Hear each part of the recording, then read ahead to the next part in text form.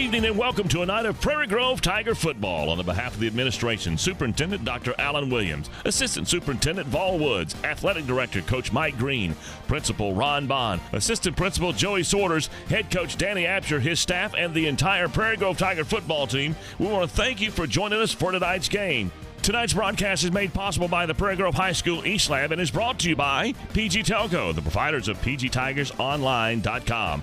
PG Telco, built on community, focused on progress. Also by Clorox. The name itself means clean. Lewis Automotive, serving Northwest Arkansas and Prairie Grove since 1946. Shelter Insurance and your local shelter insurance agent, Mark Spence.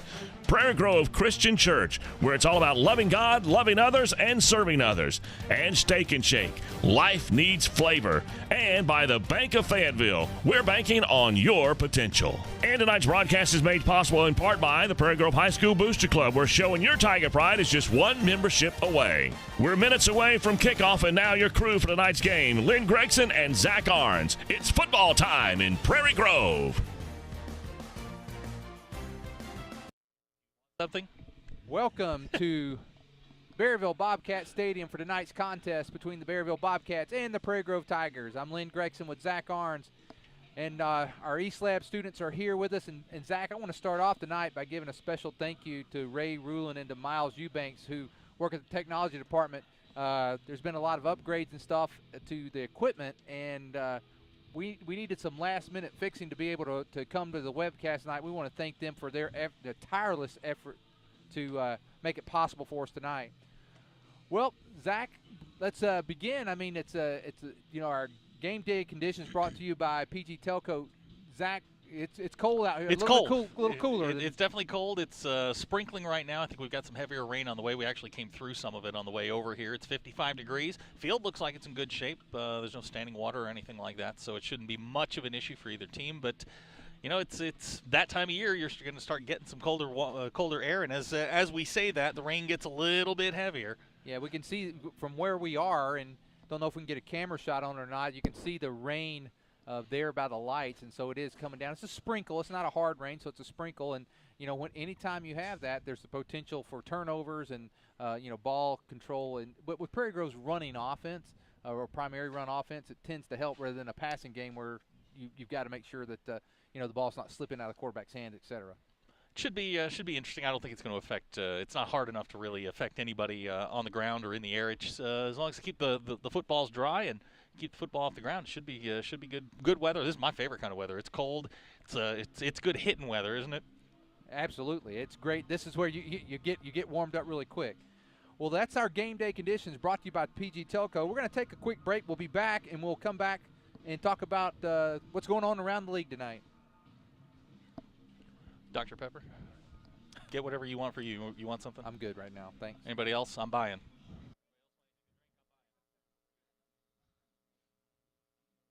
PG Telco, built on community, focused on progress. But what does that mean to you? It means that you get to keep up with all your sporting events associated with Prairie Grove Athletics on a website furnished and maintained by PG Telco. It means that the folks at PG Telco have an interest in you, your kids, your school, and your community. And they're focused on progress. They're committed to bringing you the very latest in technology for your home or your office, for telephone, internet, long distance, or direct TV. Think PG Telco, built on community, focused on progress. Clorox. Just hearing the name and you automatically think of the word clean. And Clorox is a lot more than just bleach. The Clorox family of products has something for the home, the business, professional grade, and more. No matter what the environment, Clorox has the product you need to meet your unique challenges. From the bathroom and the kitchen with Pine Sol and 409 to the laundry room with the standard Clorox bleach. And even if you're on the go with the Clorox wipes, you know the name stands for clean. Dirt and germs don't stand a chance as long as you're equipped with the family of Clorox products. Clorox, proud sponsors of Tiger athletics and activities. You just bought that first home, or maybe the first new car, and you want it properly covered. Think Shelter Insurance and Mark Spence. Or maybe you just welcomed into the world that little gift of a child. You want to make sure that their future's secure. Think Mark Spence and Shelter Insurance. Let's face it, you want someone local, someone that you know, someone that can be by your side when you need them to be there. Think Mark Spence and Shelter Insurance. Home, life, auto, RV, boat, motorcycle insurance. Think Mark Spence, your local Shelter Insurance agent. Call 846-2999. That's 846-2999. Shelter Insurance and Mark Spence proudly support Tiger athletics and activities.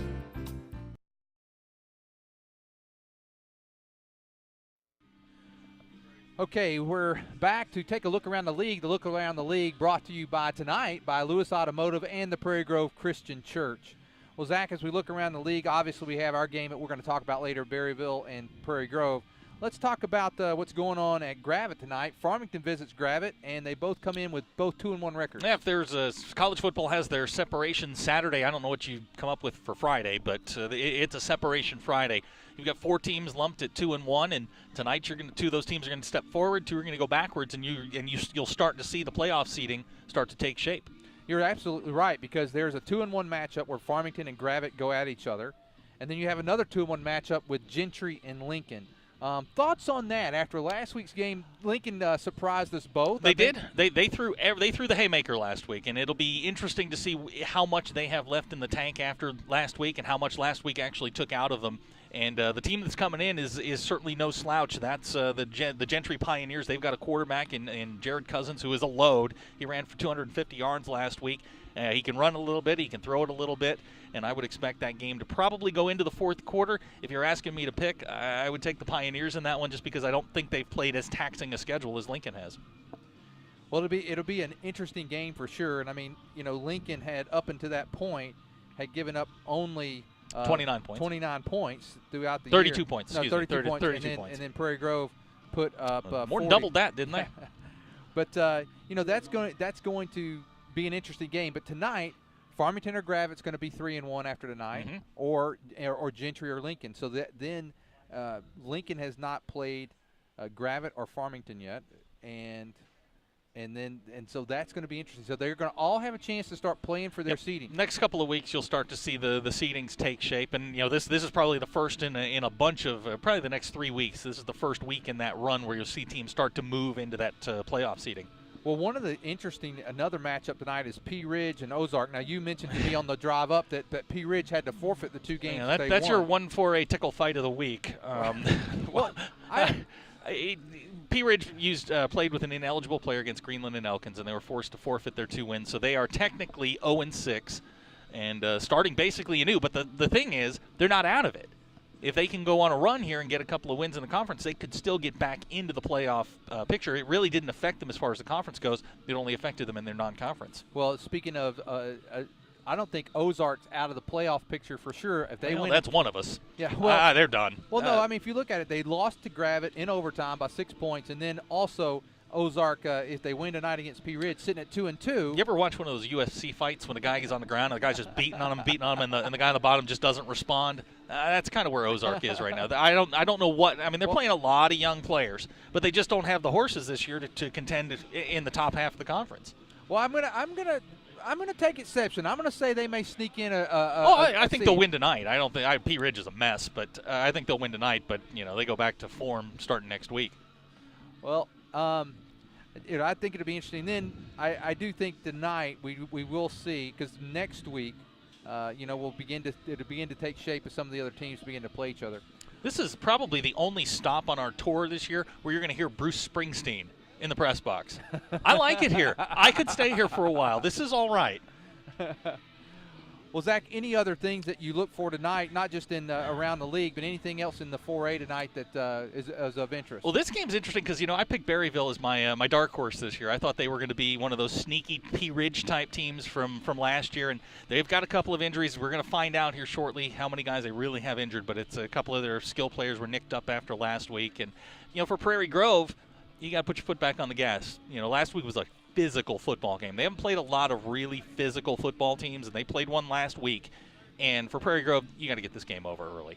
This is, to quote the 1970s philosopher Sonny Corleone. This isn't personal. It's business. And for Prairie Grove, that's what you have to do. Is you just got to put your foot back on the gas, get this thing out of reach, and let's just be done with it.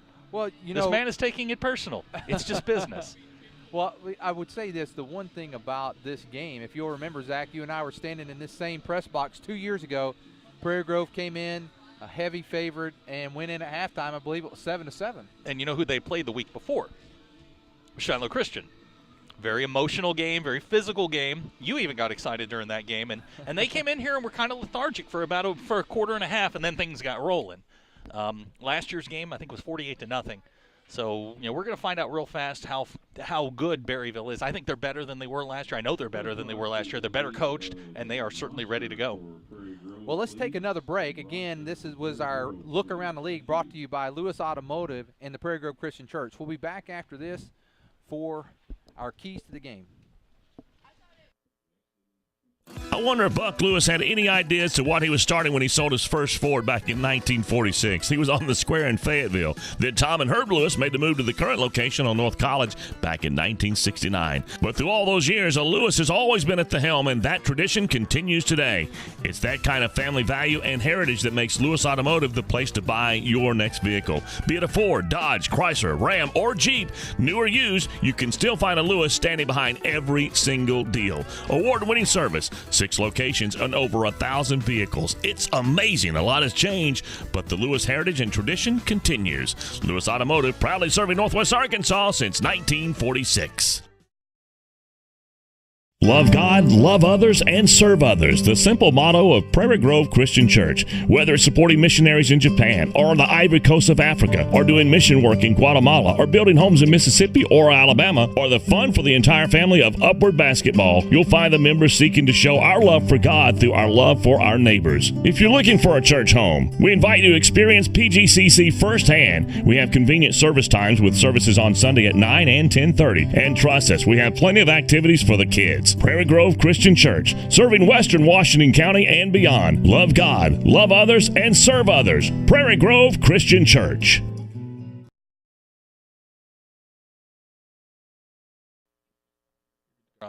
Okay, we're back with you, and now we're going to switch into the keys to the game, brought to you by Everett Chevrolet. And Zach, what are the keys to tonight's game? Well, we'll start with the Berryville Bobcats. They can't turn the football over. Prairie Grove right now, 24 takeaways in 6 football games. They're plus 18 overall in turnover margin.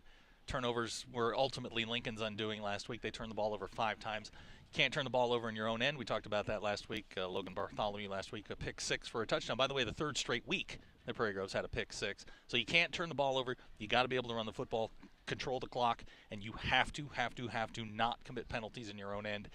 And that will at least give you an opportunity to get this game into the second half. For Prairie Grove, do what you do. Run the football, get the ball to 23, let 19 get on the outside, do his thing, and don't commit any dumb penalties, no costly turnovers. Prairie Grove's been very good. By the way, 3 straight games without a turnover. At controlling the football, not giving their opponents an opportunity. Punt the football when you have to. Play defense, and that should be a recipe for success for the Tigers. Well, tonight for the Tigers, I think you're right. When you do what you do, and they have so many weapons. You and I have talked about this. They have, we see 7, 8 guys carry the ball every week, and we're finding new weapons each week. One week it might be Elliott Chamberlain in the passing game. Last week, Dylan had a couple of nice plays. Bobby Cat can run the football. I mean, there are multiple weapons that Prairie Grove can use. And even when you think they're bottled up, and like Lincoln thought they had them contained, Prairie Grove still churned out almost 300 yards in rushing last week. They averaged 301 on the ground, 75 through the air. They're not exactly balanced, but so far it works pretty well. Well, what the 75 says is that when they need to pass, they can get a good pass here or there. And I tell you what, speaking of passing, last weekend or last Friday night, Dylan Saner's touchdown pass there, that was a 3rd and long, or was that 4th down? It was 3rd and goal, I think. 3rd and goal, but it was a tough play. Yep. Yeah, it was just a back shoulder fade, and Dylan's so big. I mean, you just throw the ball in his general direction. He's got a wingspan. It's got to be 7 feet long. But he definitely made an incredible catch. And I think that Prairie Grove, they may utilize, they have this is the downstretch, Zach. I mean, we've got one more home game next week against Pea Ridge. and then we're on the road for Gentry and Gravett to finish out the season. Yeah, you can't have an off week now. This team's not as wired in as last year's team was. This team's got less room for error, more of a less margin for error is probably what I'm trying to say. They can't have that. Prairie Grove's got to keep their foot on the gas, keep playing their game, and they should come out tonight. They should come out tonight ready to play. Everybody looks healthy. I was looking for Logan in the warm-ups. Logan's going to play. He was out most of the fourth quarter last week, but it looks like I don't see too many guys in street clothes. So, Prairie Grove should be fairly healthy. Well, we come into tonight's game, undefeated in the conference. Win tonight, I think even the win last week with the 3-0 pretty much secures a playoff spot for the Tigers. Yeah, they're in. It's now a matter of how high do you want to go. Do you want to be the 1 seed, 2 seed, 3 seed? And obviously Prairie Grove wants to win the conference and get that 1 seed, get at least one home game. Well, the thing is, if they win the conference, as far as we go up into the semifinals, we would be at home. So, which is good, because that day after Thanksgiving trip is not fun. Ask Nashville. They did not enjoy that a bit. Well, let's go ahead and we'll go to break again. We'll come back. We've got just a few more minutes here before kickoff. Let's take a commercial break. We'll be back after this. Everett Chevrolet is the home of the most dependable, longest-lasting full-size truck on the road today, the Chevy Silverado. And the 2014 Silverado has been totally redesigned, and it's better than ever before. And right now, the selection of Silverados at Everett Chevrolet has never been better. Two-wheel drive, four-wheel drive, extended cab, crew cabs, and every color you can imagine with options to die for. So make the short drive to Everett Chevrolet just off of I-540 at Elm Springs Road. Family-owned, customer-friendly, Everett Chevrolet. Life can come at you from a lot of different directions, and you need to be prepared with the proper insurance. Let John Galligan of the Galligan Insurance Alliance make sure that you, your loved ones, and your home and all that's near and dear to you is properly covered. You see, the Galligan Insurance Alliance is an independent insurance agent and allows him the flexibility to shop the very best policy at the very best price, and this gives you the coverage and the peace of mind that you need at the rate that fits your budget. It's the best case scenario when it comes to covering all that is near and dear to you. Check them out on Facebook or drop by the website GalliganInsuranceAlliance.com. And you can always call 479-282-0605, 479-282-0605. The Galligan Insurance Alliance.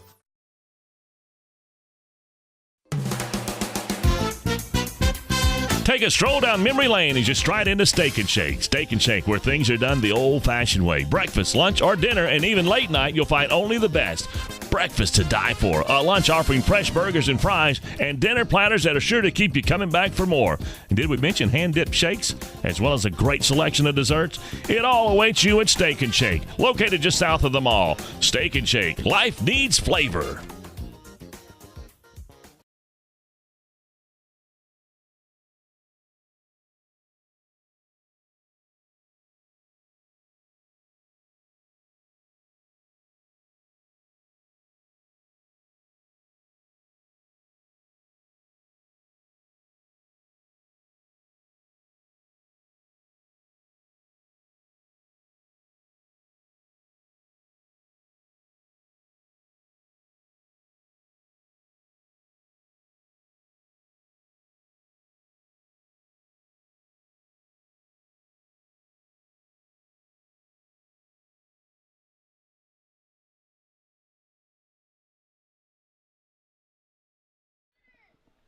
As we come back, we got about 6.5 minutes here before kickoff. Zach, any other thoughts as we think about tonight's game? It's die-hard night here tonight. What is it? Harry Doyle in Major League. Last time anyone in the Indians won the pennant. Sparse crowd. It's 55 degrees. It's a little rainy, a little cool, but this is football weather. I'm ready to start. Now the big question tonight is, did our band bring their A game? Because this is their biggest night of the year coming up here. Berryville's band's outstanding. They always perform after the games at home for us. Yeah, and I think they do the same thing here. I think that they perform after the game. They're fantastic. And I was talking to some of our band members earlier in the week, Wednesday evening, and I said, hey, how do you?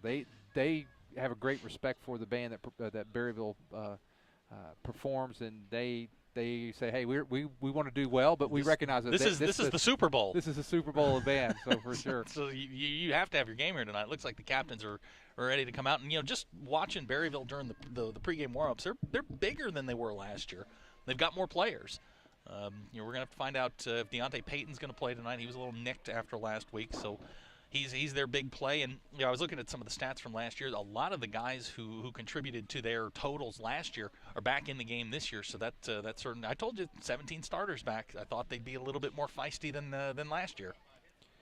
Well, it looks like the captains for Berryville tonight, as I try to see them coming across, looks like number 11, Avery Logan. He's a wide receiver, defensive back. I can't quite pick up that other 22. Number 22, that is Ethan Chapin. He's a senior. He had 70 yards last year in this game. Is that a 60? Boy, I got to be honest. My eyesight's horrible. I know that's a 6, I think. We'll get them here just a minute. When they turn their backs to us, we can get it. An 18 and an 8. Number 18, that's Brett Suter. He's a senior. He's a wide receiver. And number 8 is Jerry Valdez. He's a wide receiver and a senior as well. Now comes the struggle, because Prairie Grove is in their road whites, and Mrs. Absher, if you're watching, please, we need Sharpies, and those kids need to color those jerseys in, because we cannot see their numbers. I think I saw Aaron Price out there. That's the only one I think I recognized. Nodier. It was easier last year when they had the yellow shoes. You know who was wearing the yellow shoes? That was a lot easier.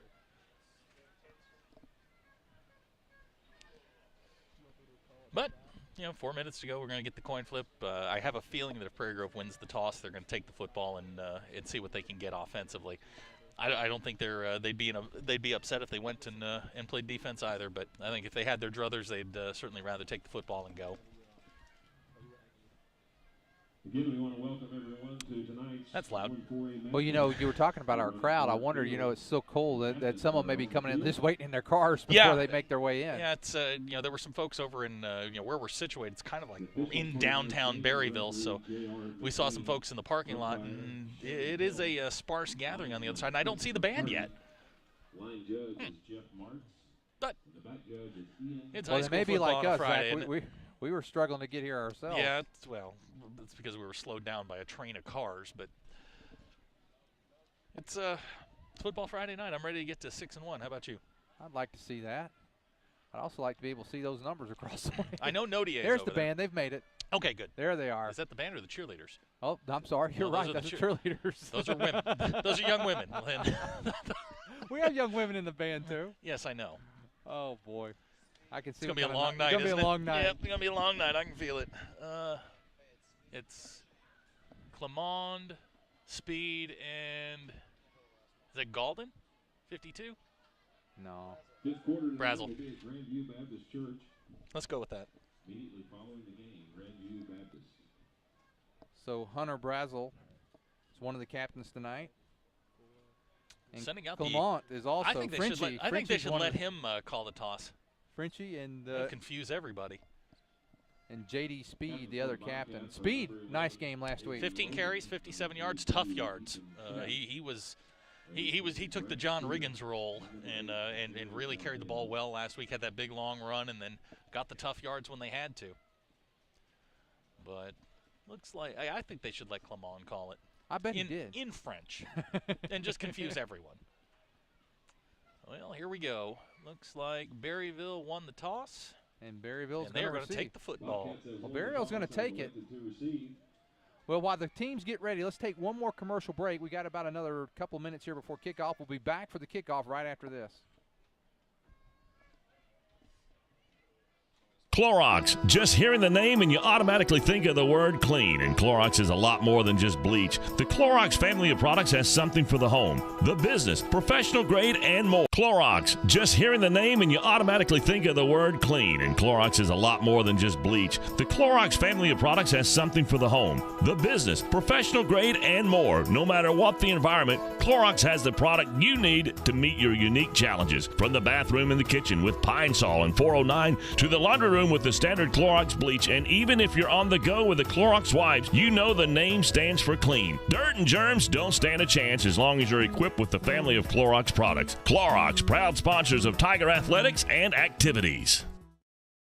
You just bought that first home, or maybe the first new car, and you want it properly covered. Think Shelter Insurance and Mark Spence. Or maybe you just welcomed into the world that little gift of a child. You want to make sure that their future's secure. Think Mark Spence and Shelter Insurance. Let's face it, you want someone local, someone that you know, someone that could be by your side when you need them to be there. Think Mark Spence and Shelter Insurance. Home, life, auto, RV, boat, motorcycle insurance. Think Mark Spence, your local Shelter Insurance agent. Call 846-2999. That's 846-2999. Shelter Insurance and Mark Spence proudly support Tiger athletics and activities. Well, Zach, we're almost ready for the kickoff, and you know you're used to hearing the band play when the team Yeah. comes out. As they came out, the band has not gotten here yet. It's been kind of an underwhelming start to this. I mean, it's cold, it's rainy. There's just not a lot going on, not a lot of emotion. Prairie Grove finally getting it going on the far side, but man, it's time to lock it in. It's game time. Well, you know, you want to see the intensity when the kickoff starts. That's you know, true. and That's true. You can hopefully have all the intensity you want prior to the game. It doesn't matter. Well, we noticed last week. One of the things I was impressed last week with Lincoln was they came last week with some intensity at the beginning of the game, and they played hard all the way through. Yeah, they did. They hit, which, you know, Prairie Grove had not played a team like that. Even Morrilton wasn't as physical as Lincoln was. Lincoln just ran out of gas in the second half. There were guys that were gassed towards the end of that game, and you started to see those, as I said last week, you know, the 4-yard plays suddenly turn into 10-yard plays, and the 10s turn into 20s. You started to see that in the second half, and they wore Lincoln down. And I kept telling you at halftime, just, you know, be patient. This is a process, and Prairie Grove got it done. I mean, you know, it was so funny. It was driving out of there last week. I mean, you almost felt like it was a disappointment. This is how spoiled we've gotten watching this football team. They won by 23, and you walked out of there going, you know, they didn't really play all that. Yeah, they played really, really well against a really good football team and won by 3 touchdowns. And, you know, Henry pointed this out to us last week, and you and I talked about it a lot after the game, is how well they tackled in open field. Yeah. The question will be tonight, will Berryville be able to do the same thing? Will they be able to make those open field tackles? Exactly. If Lincoln doesn't make a couple of those tackles last week, that's a mercy rule Prairie game. Grove's into the 60s. There were at least 5 runs where Logan or Bobby or Nick got loose, and there was one guy between them and the end zone, and they made the tackle. Lincoln did a great job last week tackling in space. Now, is that going to happen every week? We've been doing this for 2 years, and that's the first team we've ever seen do it. Yeah, right. So, here we go again. Well, Clement getting ready to kick.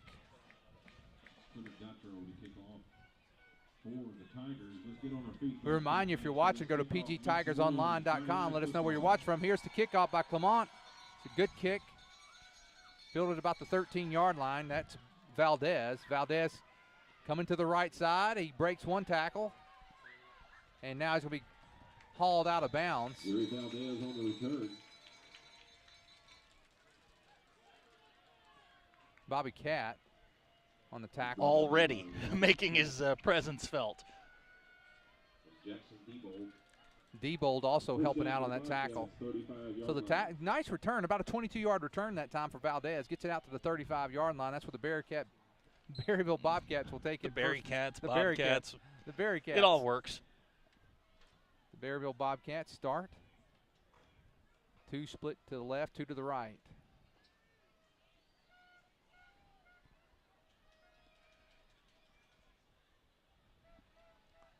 That is good play. Alden Brummett on the carry. He's going to be brought down for about a 6-7-yard loss on the play. Speed, one of the tacklers.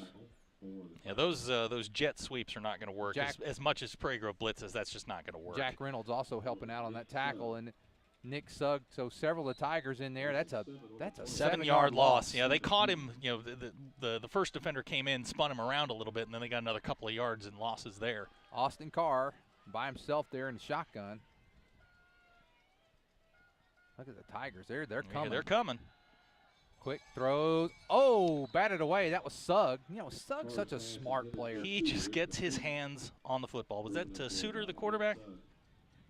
Hey, I'm looking at PG Tigers Online. We've got Phil Hudspeth watching. Kansas. He's watching from Gainesville, Georgia. Gainesville, Georgia. Is the tailgate party in Kansas up yet? Yeah, that's Ty and Cole Tice and Jalen and Lacey Beek's grandfather. I got some more after this. Carr from the shotgun. Here's a quick pass, in and out of the hands dropped by Avery Logan.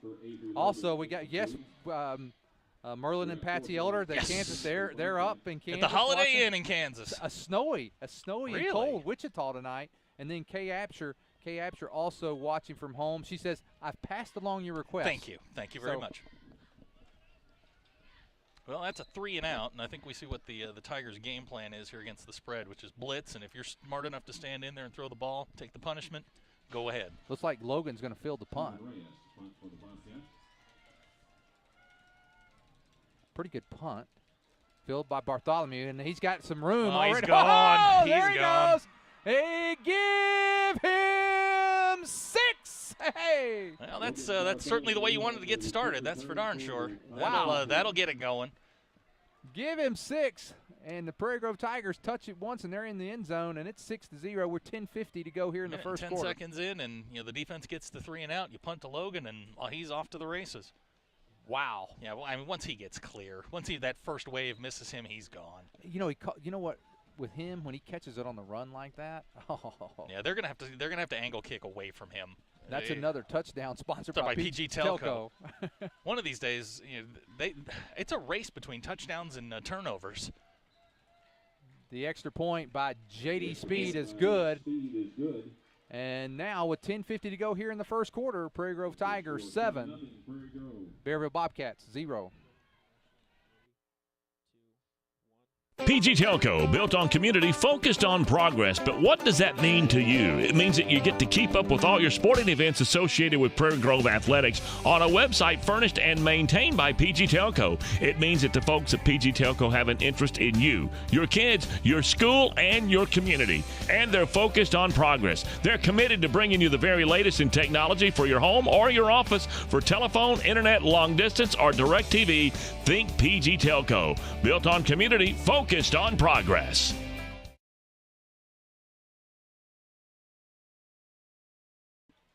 Zach, as we come back, it's going to be one of those nights where we're cataloging a lot of information, I think. Well, you and I were just talking off the air just a little bit about Logan. Logan's made so many big play touchdowns. Last week, the interception return for a touchdown. He's had a couple of those. He's had long touchdown runs. He's got a touchdown reception. Now a punt return. And is that his second punt return for a touchdown? Or do you have one called back? I'll have to check. I don't remember one, but could you get to the research department? I'll get with the PG Stats and research department, see what I can come up with there. Well, Clement getting ready to kick. I hear cowbells. I haven't heard those in a while. They're not ours. Just brings back good memories. Here's the kick. Again, going to be fielded by Valdez right about the 20. He got a decent return last time. Yep. He's getting to the outside. He's coming back again to the right. A lot of running for 7 yards. Brought down that time. It's number 52, Dakota Hutchinson. Dakota Hutchinson with a nice play there. He got out. He kept trying to get to the outside, and he did the same thing on the first return. He got a little bit better on the first one than he did that time. He gets it out to the 30, and that's where they're going to start 1st and 10. I heard a wise running back once say, "You're a lot faster when you're running scared." I mean, Prairie Grove's game plan here is they're going to blitz and blitz and blitz, and if Carr's, if he's game enough to stand in there, they're certainly going to give him, they'll pound him a little bit. Wow. Yeah. Second man through was Aiden Brummett, and he's going to lose a couple of yards there.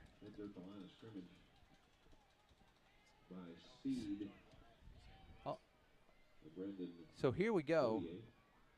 Zach, Scott Sugg missing my first PG game in 10 years. Doctor's orders. Oh, man. He thanks PG Telco for the webcast. And Scott, we've got to thank our East Lab and Ray Rulin and Miles Eubanks for this night to make this possible. Been a lot of technical work going on. Carr gives this time. That is Chapin. Jack got him. Bobby came through first, and Jack got him. Did you catch a number on Chapin? 22. 22, thank you. Also, good job, Logan, watching from PG, John, Sandy, and Kennedy. And we welcome everyone watching. We know that tonight, we've got a few watching from home, just looking at our crowd. Yeah, PG normally really travels well tonight. It's a close gathering of friends and family. I don't even see RTS over there tonight. No, and I told you what's going to happen if the RTS doesn't show up soon. One in particular. And now Carr back to pass. Oh, that's picked off. He's gone. J.D. Speed, give him 6. J.D. Speed in the end zone. And there's a flag, a late flag. Is that before or after the touchdown? If someone blocked. Yeah, it looks like a block in the back. But it's a it's. I hope they didn't. There was no reason to block. Well, we'll get to run our first offensive play.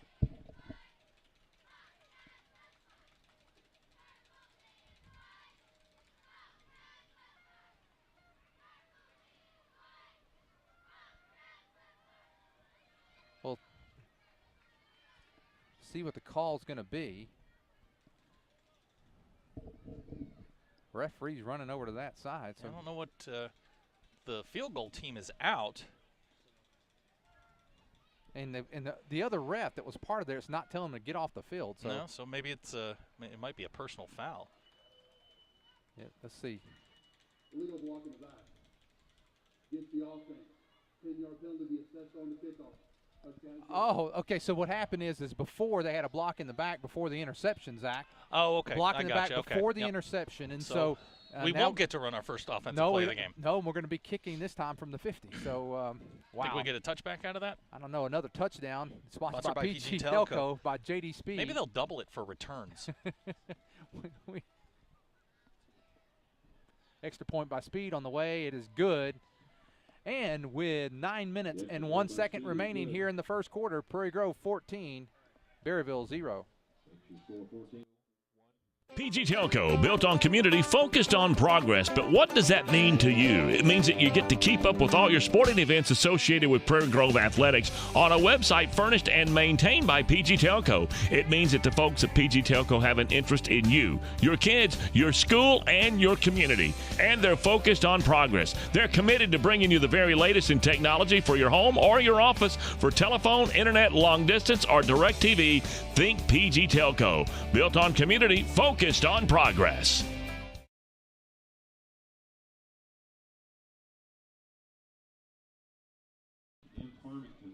Block in the back, so now they're going to assess that penalty, and you'll see a walk-off there as Clement gets ready to kick. He'll be kicking from the 50. Right on the paw, he's going to get a chance.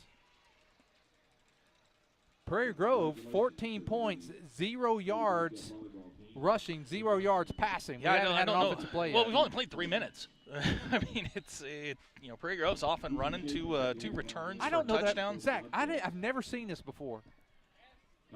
There's been there's no yard. There's negative yards. We're 3 minutes in the game, and it's negative total yards by both teams. -8 total. There's good the kick. kick. Come on. And going to just go on into the end zone as Chapin just lets it go. And now this time the Bobcats will start their own 20. And they've steadily moved backwards on their starting field position. So this will be their third drive. They've run 6 plays for -8 yards. They're 0 for 3 passing with an interception. And we talked about not being able to turn it off. By the way, Prairie Grove now 4 weeks in a row with a pick 6. Wow. Wow. Gosh, I can't believe Scott Suggs not here tonight. Doctor's orders. I didn't know you listened to Dr. Scott. He is a doctor. I noticed his wife's here, but Scott's not here.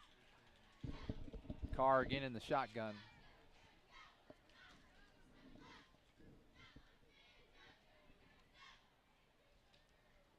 There's Chapin. He gets positive yards for the first time tonight. Berryville's going to get out to about the 25-yard line. 2nd down and 5. And I think that's what they need. They just need to settle down and try and string together a couple of first downs. Prairie Grove's going to bring heat, so you've either got to get rid of the ball quick in the passing game, or you got to get to the outside and outrun them. Well, I think that's what they tried to do. That they actually had a decent play set up a while ago when they tried to get it out to Avery Logan, and he dropped that pass.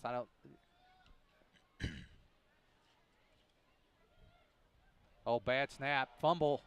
Wow, did Carr get that back? Yeah, he did. So. It's going to be 3rd down, a loss of 5. So everything they gained, they just lost on the bad snap. Third down. Results in a 5-yard loss on the play. It'll be 3rd down 10 for the Bobcats.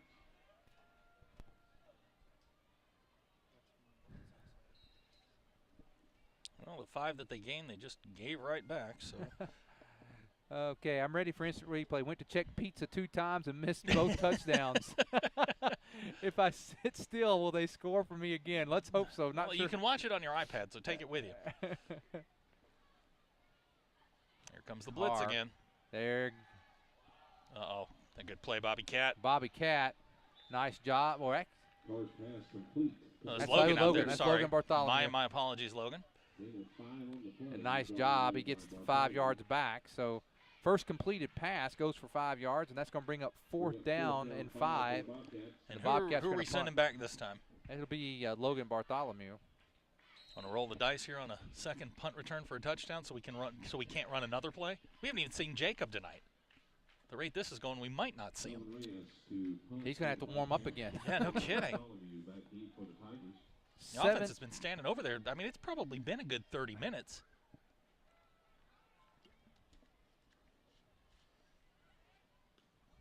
Kick on the way. This time it's going to be kicked away from Bartholomew. He's trying to chase it down. He wants to run it again. Why not? Ball's going to be down at the Prairie Grove 44, down by Cody Powell. You know, Berryville, looking down their roster, Zach, you were right to pick them. They've got a lot of seniors out here. And that's, I mean, 17 starters back, a lot of seniors. You know, when we were looking at when we were looking at the teams, I had a feeling they would be a lot more pesky than we thought. They ended up spotted at the 45 on the far hash mark. So Tigers take over there 1st and 10.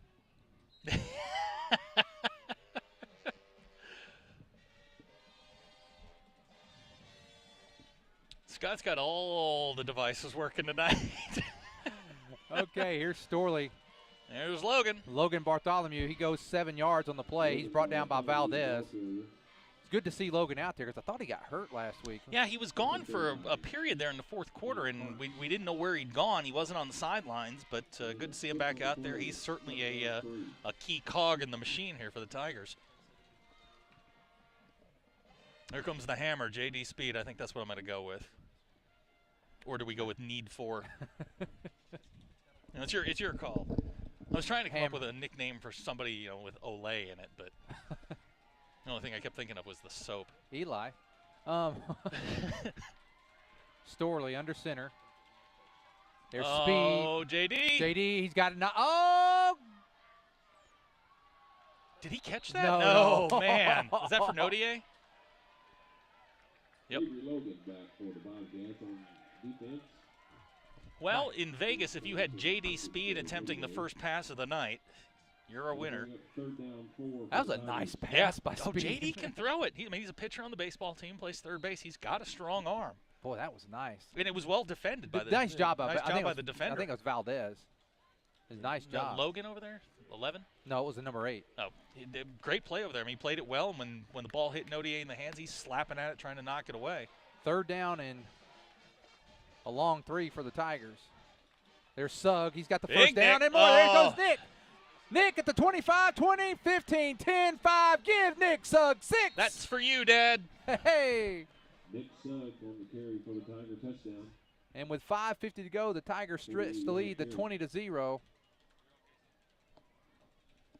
And just like that, the Tigers run 3 offensive plays and now have 55 yards total offense. Yeah, they're off and running for sure. That's a 48-yard touchdown run for Nick. Amazing stat. Berryville has run 9 plays, Prairie Grove 3. Berryville at -3 yards, Prairie Grove 55. Here is Clement for the extra point. Chamberlain on the hold, it's up and good. With 5:50 left, the Tigers 21, Bobcats 0, and another touchdown sponsored by PG Telco. PG Telco, built on community, focused on progress. But what does that mean to you? It means that you get to keep up with all your sporting events associated with Prairie Grove Athletics on a website furnished and maintained by PG Telco. It means that the folks at PG Telco have an interest in you, your kids, your school, and your community. And they're focused on progress. They're committed to bringing you the very latest in technology for your home or your office. For telephone, internet, long distance, or direct TV, think PG Telco. Built on community, focused on progress. Ethan Chapin and Jerry Bell. And we are back. 21-0 Tigers, 5:50 to go in the first quarter. And, well, we're definitely off and running. And here is another kick by Frenchie. Chapin fumbles it there at the 10. Block in the back. And there's a flag, and they got it. Block in the back, so. Yeah. Ethan Chapin on the return. There's a flag on the play. Well, if you were concerned at all about the Tigers maybe being in a little bit of a lull after last week, I think they've answered that question pretty well. We were just over the halfway point, 3 touchdowns, 2 returns, and 1 long run by Nick Sugg.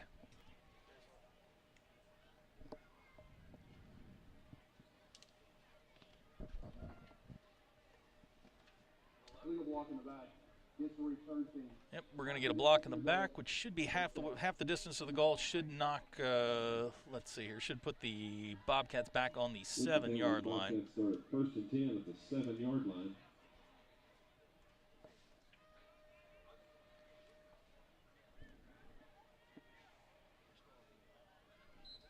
And away we go. First and 10 for the Bobcats. Cars in the shotgun.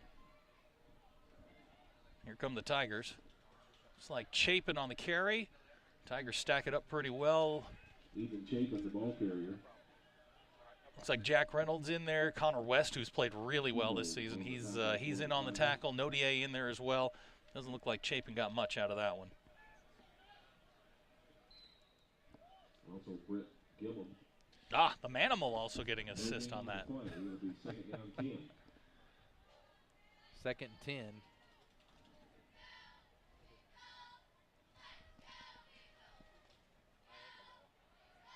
There's that fly sweep that Berryville likes. That Brummett. That was Logan. Avery Logan, number 11. No, I'm sorry. You're right, 31. It's Brummett.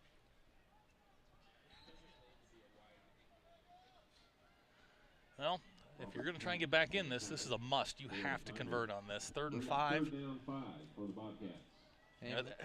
And with that play, Zach, Berryville did they just go over? We just went into positive yards. 3 yards total offense thus far. Again, there's Chapin and no going there. That's Nodier that finally brings him down. Chapin, the ball carrier. Yeah, they went back to the well, same play, other side, and Nodier read it well. They brought Eli came down nicely on that. 2-yard gain on the play. It'll bring up fourth down at their own 15 and another punt. This time, and they're punting from deeper in their own end here. Prairie Grove should get outstanding field position here. I imagine just like last time, Valdez kicked it away from Bartholomew. If I were Logan, I'd start moving towards that towards the center of the field at least. Take off now. This one's going way right. Oh, nope, almost blocked. Gonna kick it to him. And No. Just Just let it go. Once it hits the ground, just let it go. Nice punt, nice roll. They actually gets this Prairie Grove will actually start. They've only had 2 starting places, I guess. This time they start at their own 36. It's a good punt. Gets them out of their end. That's a 49-yard kick. Impressive. Yeah, that's a heck of a punt. It gets you out of the danger zone. When you were looking at giving Prairie Grove at the 40 and in. As soon as that ball was snapped, he should have made his way over to the right. They're not going to kick it to him again on purpose. That's for sure. They'll angle kick it away from him. Logan just needs to start guessing which side they're going to.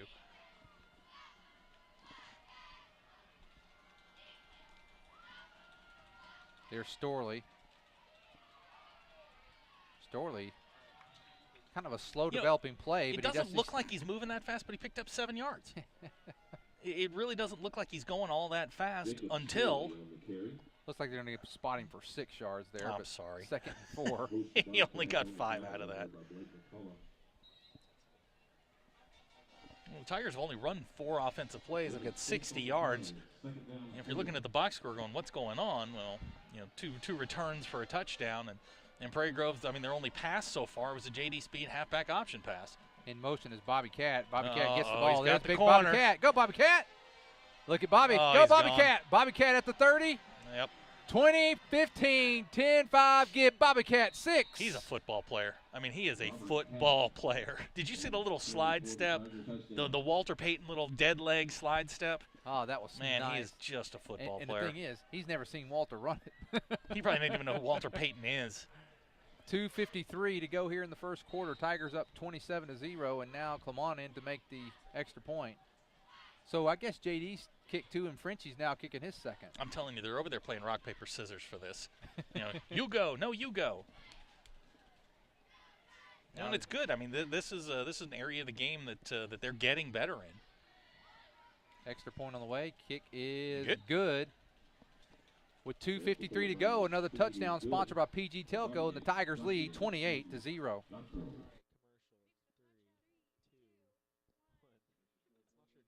PG Telco, built on community, focused on progress. But what does that mean to you? It means that you get to keep up with all your sporting events associated with Prairie Grove Athletics on a website furnished and maintained by PG Telco. It means that the folks at PG Telco have an interest in you, your kids, your school, and your community. And they're focused on progress. They're committed to bringing you the very latest in technology for your home or your office, for telephone, internet, long distance, or direct TV. Think PG Telco. Built on community, focused on progress.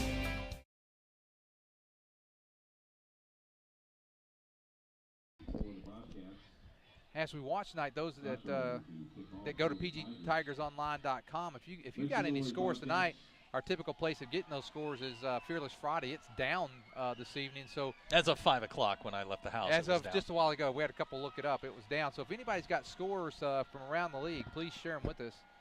Here comes the kick. We should be able to look up the other two. Fielded at the 10 by Chapin. Chapin over to 20, 25. He's got a little room. Look at this. I think Chapin may be going to the house. Look at Clemont! Frenchie brings it down. Clemont with his first tackle ever. Nice. Takes the ball back to the 27-yard line. Frenchie slowed him down. Yep. JD Speed finished him off. He did his best Garrow Premium to slow him down, and he made the tackle. He was in there. He can do something besides kick the ball. Yes, he can. Next week, linebacker. Just notice something. Both kickers were the one that brought him down. JD Speed and Frenchie. Little difference there, though. Where did they put that? I was impressed, man. I was impressed. Give it to him. He made a tackle. 2:43 to go here in the first. Tigers up 28. Well, here's your chance, Berryville. Berryville for the first time. They're in the Tiger territory at the 28. Boy, they got to make something happen here. 3 yards total offense thus far. They're going to Nodier. Now they just went back negative again. Nodier hits him first. Football. Fumbles out, and they're going to recover. We got a flag. We got stuff all over the place. They're going to. It was a fumble. They're going to say not down. So they're what's backing the penalty? all the way up to the 36. Oh no, that was the beanbag. Okay. So they backed him up to the 36. So a loss of 8 yards. They're back in the negative territory on total yards. And boy, Berryville just, and some of it's handling the ball. I don't know if it's the cold, but something's going on. They've had a tough time. Look at that split over there on the left guard. There's Chapin. He breaks the tackle. He's got a little room. Got a little room. Gets back close to the original line of scrimmage, and the rain's starting to come down a little bit.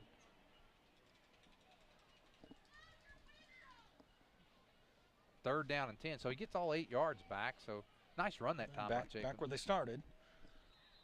And now we got a timeout. Berryville. Looks like Fearless is back up. Oh, good. Timeout, Bobcats.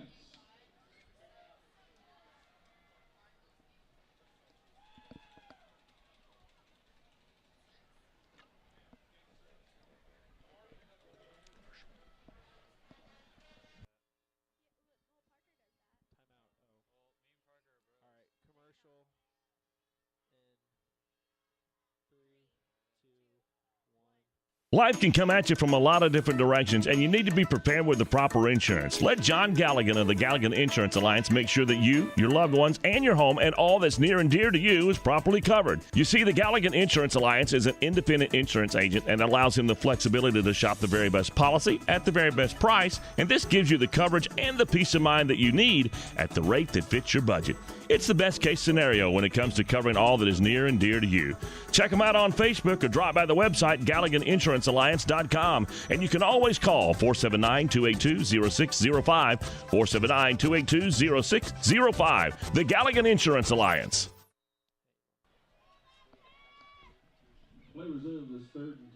Third down and 10 for the Bobcats. First quarter here. Tigers are coming.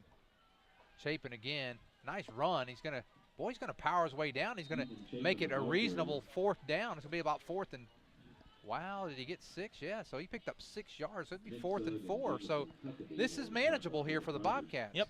And I see some new faces on the defense. Jameson Huckabee's in there now.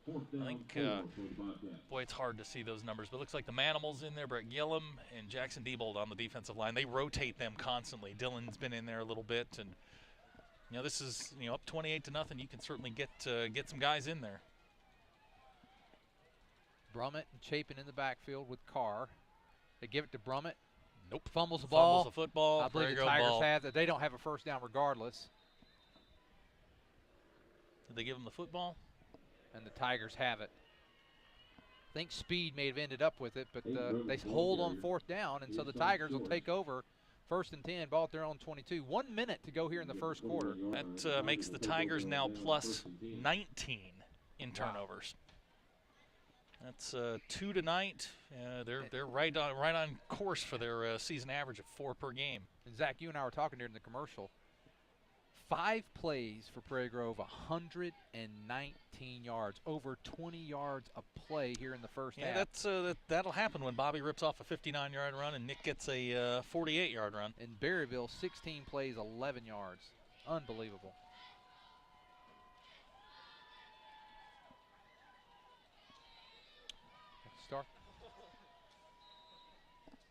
Start the play clock here. Now Storley gives. Is that Logan? That's Logan. Jeez. Give Logan Bartholomew 6 more. 78 yards. Anybody get a hand on him? 78. Once he breaks that, Zach, they're not going to catch him. I know once he gets loose, it's it's over. But he's having a heck of a night. 5 touchdowns already tonight, sponsored by PG Telco. 78 yards on the touchdown run for Logan. It's 34-0. What do I hear in the echo in the background? It's the our band is here. 34-0. I love our band. I tell you, they must have been on the same railroad we were on the way here tonight. And behind the same group of people that we passed. those folks still haven't made it here. With no dotted line to pass on. We begged for it. Now Clemont in for the extra point. 34-0, Tigers lead, 49 seconds to go here in the first quarter. Extra point on the way, and it is good. And now another touchdown sponsored by PG Telco. Let's take a break. 49 seconds to go in the first quarter. Tigers 35, Bobcats 0. PG Telco, built on community, focused on progress. But what does that mean to you? It means that you get to keep up with all your sporting events associated with Prairie Grove Athletics on a website furnished and maintained by PG Telco. It means that the folks at PG Telco have an interest in you, your kids, your school, and your community. And they're focused on progress. They're committed to bringing you the very latest in technology for your home or your office. For telephone, internet, long distance, or direct TV, think PG Telco. Built on community, focused on progress.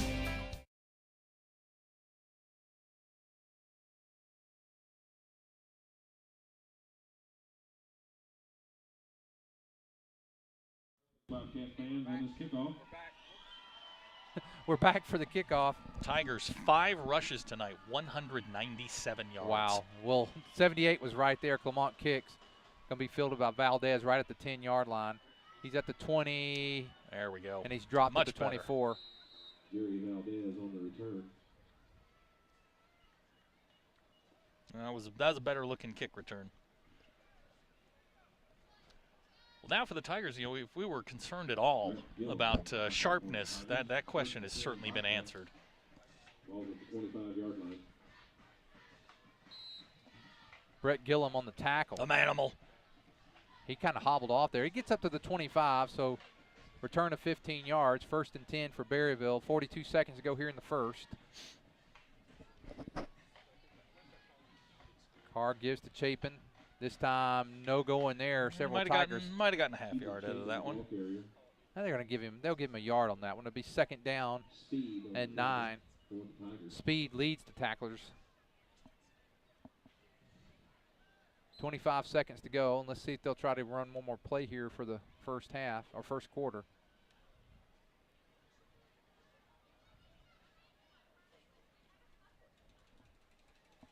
There's been nothing going on the ground. There's been a couple of nice runs by Chapin. Other than been very little going on for the Bobcats. Well, they just got to settle down here and try and make something happen. You know, Wow. get a couple of plays. Wow. Aiden Brummett. Boy, the Berryville fans aren't happy with this play calling right now. We could hear them through the. Okay, before we go to break, I want to take a look here. Someone was happy that they got to see the Tigers. Whoever that was going for their pizza got to see that touchdown. And yes, if you want to know if McKay's helping out tonight, he definitely is. Nora, go Tigers! You can do this watching from home. And Ethan Skates, love watching from home. Go Tigers! Well, that's the end of the first quarter. The score: the Prairie Grove Tigers 35, Berryville Bobcats 0. We'll be back after this.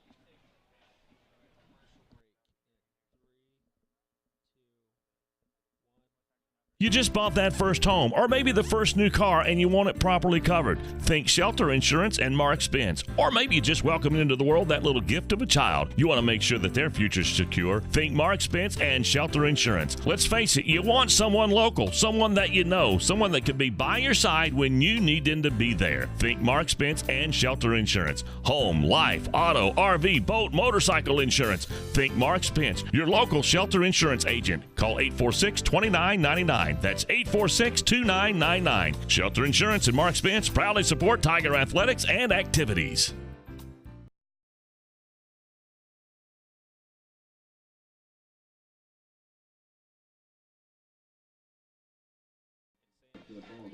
Okay, we're back for the second quarter. 3rd down and 13 for the Bobcats.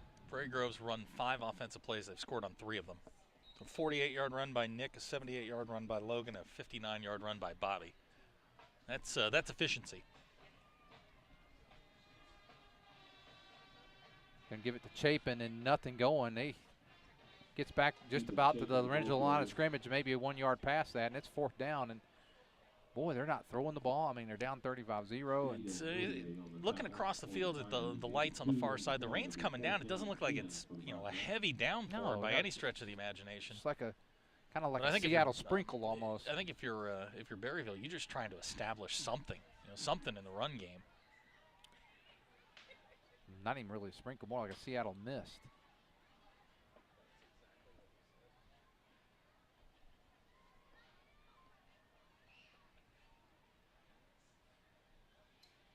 Selvin Reyes to punt.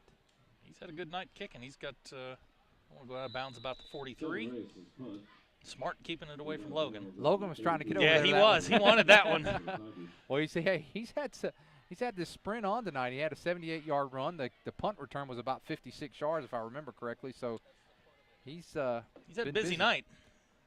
Well, here comes play number 7 for the Tigers. 6 plays, 197 yards. 5 carries for 197 yards. The 6th play was the JD Speed halfback option pass. I don't think we'll see that again tonight. So nearly almost 40 yards of play for the Tigers on rushing today.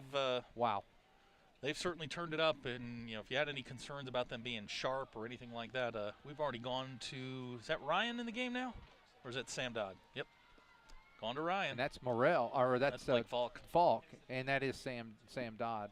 So Coach Absher's already pulled out the starters. Your man Mayday's in. Mayday Malone. He's too young to know who Sam Malone is. 6-yard carry that time for Falk. And I think we'll see Coach Absher take his time here. They'll start snapping the ball with under 10 seconds to go, and we'll probably see a lot of the backups get some time here at the end of the first half. We might see the starters for a series or 2 in the second half, and then that'll be it. Oh, that should be a motion penalty. Yep. Got a little anxious. Martin Castro. Castro was moving. He was ready. He was ready to run. He's cold. He wanted the football. Yeah, standing there, it's very uncomfortable. First penalty of the night on the Tigers.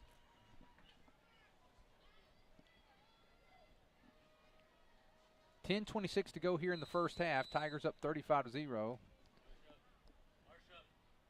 Backups are in the game now, and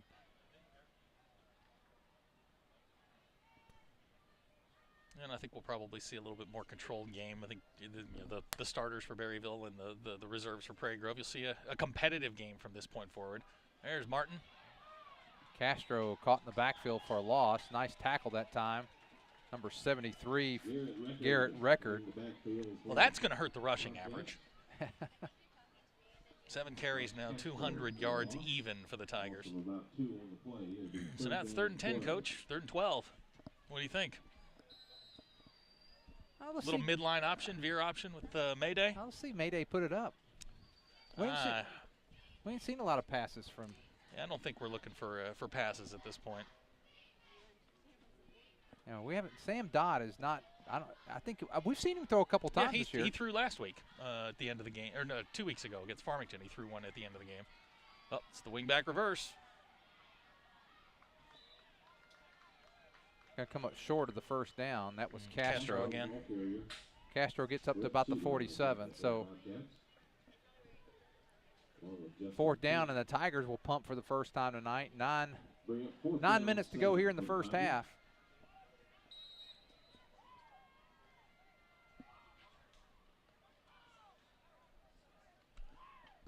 Not a lot to say. I mean, they came out, you know, for the first 12 minutes and looked outstanding.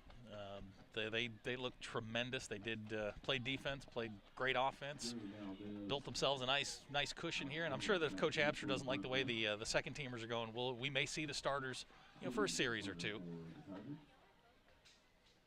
Nice punt by Speed's going to roll all the way down inside the 15, down to the 13. Bobby Cat downs it there, and that's where the Bobcats will take over, 1st down and 10.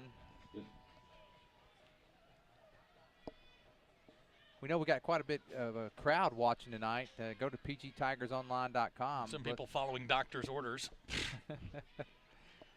You know, we know the thing is that I wish more people would go to online and comment, because we have a lot of people that watch every week, because we get to go out and take a look. All you have to do is open the second window. Yeah, it's not hard to do. Just open the second window and drop us a line. Tell us where you're calling or where you're listening or watching from. Say hi. You know, we know we've got a tailgater going on in Kansas, snowy Kansas tonight. In motion is Chapin. Going to be a keeper this time by Carr. Nothing going. Wow. Wow. I think he got forward motion for a yard.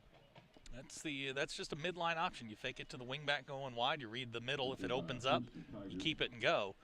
But that closed down real fast. Several of the Tigers in there on the tackle. Diebold and Reynolds.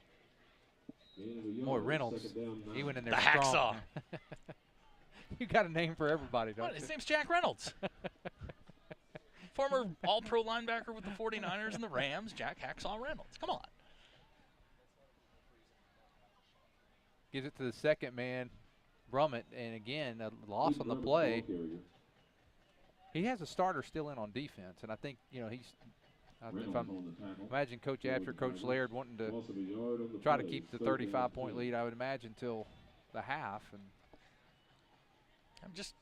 I haven't seen a lot of diversity out of the Berryville offense. It's been well, what was interesting, Zach, they came out the first series and tried to throw the ball. Yeah, nothing happened, and now they've been running, and there's nothing going running either. He's like watching solo back there Faust this time. Offense. Pinkett pass punt. Pass intended for Chapin, incomplete. So it's going to be 4th and 10, and another punt now by Reyes. Well, we're getting into that area where we've only had one completed pass. Again. You know, in the years we've been doing this, I mean, when have we ever said, hey, guys, we've only got one completed pass? Well, you said it happened a couple of weeks ago. You know, that's twice in one season, but I don't see Prairie Grove putting this ball up very often. Reyes back to punt. You got Bartholomew back here. Bartholomew, I think, wants another one. I think if he got another one, they'd just put him on the bus and leave him there. How he kicked it way away from him that time. And Logan didn't even move. No. Just get away from it. Ball's going to be down at the 48-yard line. The Tigers take over.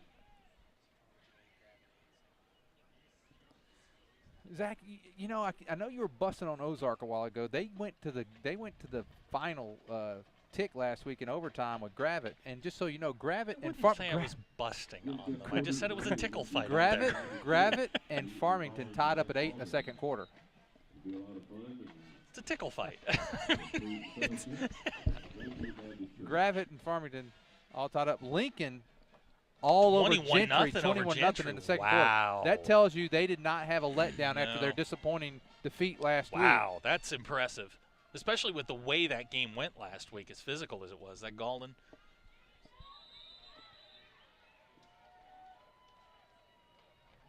That is number 62, Galden. You know how I always know it's Galden? It's the way he carries the ball. Got two hands on it. He wraps that thing up.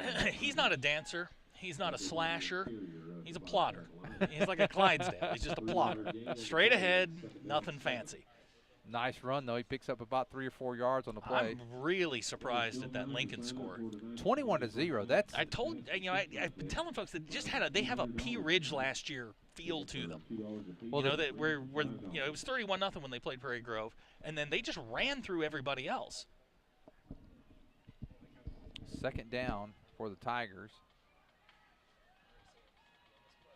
Again, Galden, he gets a little room this time. Galden picks up about 4 more yards on the play. I think he got 3 the first time. He's picked up about 7 yards now on a couple of carries. We're going to have to unhitch the trailer on him. Let him just get loose. I think if he'd have looked up that time a little bit, he had some daylight. Well, he's going to have to spend some late nights looking in the mirror, working on his moves. So, I mean, he's like the guy in Superbad. He's only got one move, going to the dice. You watch way too much. Austin inspired me. You look like the guy from Superbad.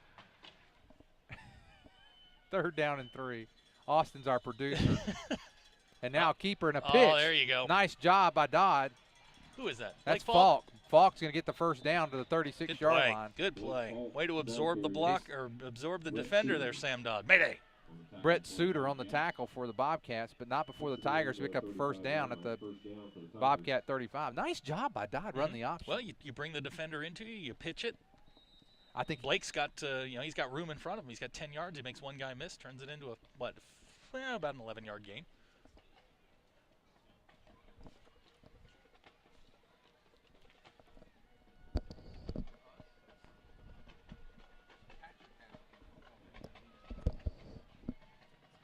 Over/under on the number of guys who carry the ball tonight? Well, that's definitely illegal motion and a fumble. Did they not? Did they not call that? Fumble on the play. The Bobcats have it. So now we go back to 18 as far as turnover. Yeah, turnover margin back down to 18. That should have been a dead ball false start. Yeah, there were two guys. I mean, it's not Canadian rules football, but that's what it looked like. I don't know how you could miss that.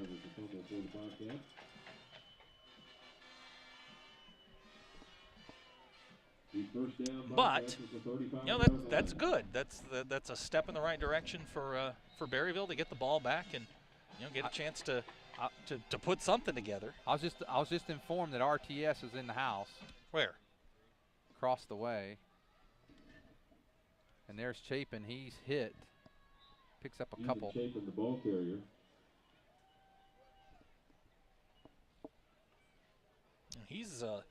He's getting a lot of work here. That's 8 carries for Chapin thus far. He and Brummett each with 8 apiece.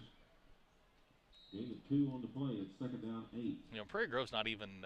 They're starting to pull off these slot receivers, just daring them to throw it.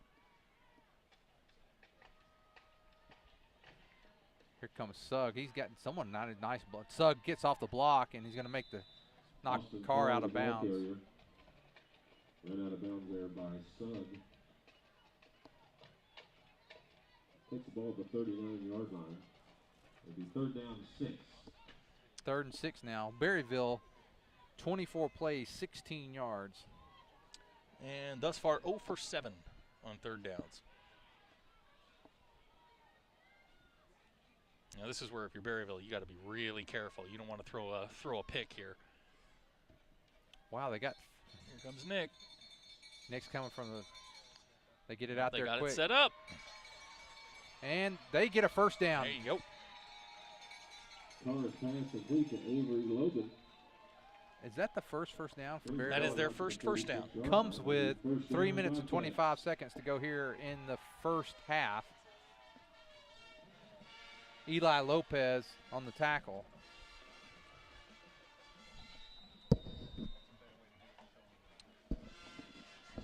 That's their longest play of the night. 11-yard gain and a first down. And it came through the air. Yep. Yeah, and I think they're going to have to do that if they're going to try and get something going here. The passes have got to be quick. Wow. Carr slung back in the backfield. Carr, the ball carrier. Gillum on the tackle for the Tigers. Brett Gillum on the tackle. The manimal.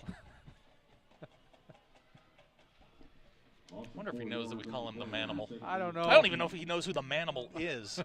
Gosh, I'm showing my age. You're also showing you have way too much stuff. Yeah, well, that's also true. My references are as stale as a Foghat concert. Nobody knows who Foghat is. I actually saw him in concert. Second down. Not something I would claim. Second down and 14. Carr again on a keeper. Same play. Nowhere. I'm not quite understanding what's going on in some of the play selection here, Zach. Third down and, gosh, he may have gotten a yard. They're going to mark it right where he started. So if they moved it up a half a foot, I'm shocked. So third down now with 2:09 and a timeout taken by the Bobcats. Let's take a look at PG Tigers Online. We got Ron and Teresa Absher watching from home in Farmington. Dylan Portlock watching. Camera crew's doing a great job. They are. Our East Lab students are great. Kay Absher, you guys are showing your age. Henry, hope the Hall fans is an indication of things to come tomorrow. Hey. Mitch Whitehouse, what's the red thing? There is a red flashing button. We know it. There's no red flashing button. A red flashing. No, there's no red flashing button. But Mitch, we know it's there's there. nothing there. We know it's there. Just trust me. It's not. We're just happy to be up and moving today. The bad penny again, Marianne from West Alena. You're not a bad penny at all. You're great. Good luck charm. And go Tigers! You're doing a great job from Moorfield, West Virginia. Moorfield, West Virginia. Wow, we're international.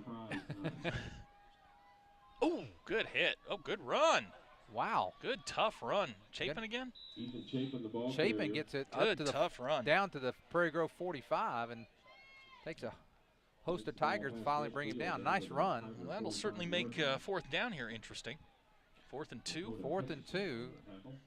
1:45 to go here in the first half.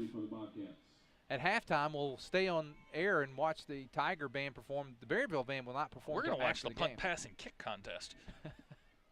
I thought you said I think I may join that. There is. Wow, that's going to be close. It's going to be really close. Hutchinson on the tackle. Boy, that is going to just depend on the spot. And from here he's standing, they're going to give him the first. Yeah, I think he got it. Well, I thought he was going to give him the right foot. Oh, he gave him the left foot. Oh, my goodness. He's not even going to measure. Well, the run by Chapin on the previous play really set up that first down. Yeah, that was good. That was a good tough run. He broke 3 or 4 tackles on his way through the Tiger defense. Took a couple of good shots, and now they got some. Now they got a chance. Well, we got 1:13 to go here in the first half, and first time they've been able to put together a couple of first downs in the ball game. And now Carr gives to Brummett. He's hitting the backfield. Nothing He's having going. a tough night. Hayden Brummett is just he can't get anything going. Hutchinson and Lance Parnell also helping out. Big Lance. So 48 seconds to go here. 2nd and 11. 9 carries, negative 12 yards for Brummett. Wow. They've had 30 plays for 34 yards, averaging just over 1 yard a play. Tigers, by the way, 13 plays on offense. 224 yards and a 35-0 lead. Carr. Oh, we got a fumble. A fumble on the play. It's Deontay Payton. Deontay Payton's all the way back to the 43, and they may try to get one more play off with 15 seconds to go. They're at their own 45, third and long. That's going to take their average down real fast. That's going to put them back in the negative yards. No, not quite, but less than a half yard of play. Third and really long here for the Bobcats, and that's going to do it. So after one half of play, the Prairie Grove Tigers 35, the Berryville Bobcats 0. The band's going to come out on the field, and we're going to stay here with you. Zach and I are going to turn it over here to the East Lab students. We'll see you for the second half. Be back for the stats.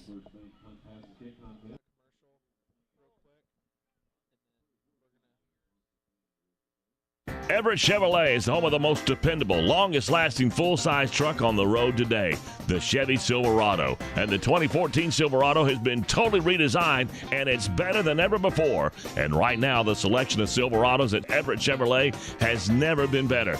Two-wheel drive, four-wheel drive, extended cab, crew cabs, and every color you can imagine with options to die for. So make the short drive to Everett Chevrolet just off of I-540 at Elm Springs Road. Family-owned, customer-friendly, Everett Chevrolet.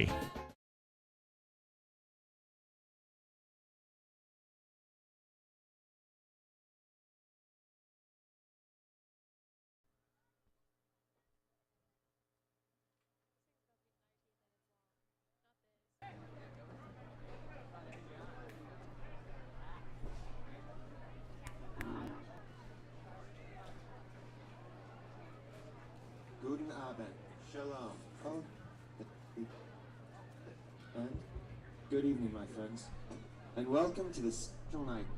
I've used my magic to make for a very entertaining evening. I and many of my long-past bandmates have returned to again join the Tiger Band in performance. What magic, you ask?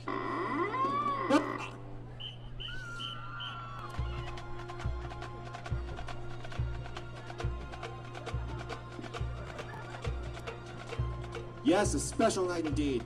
In fact, one might even call it a thriller.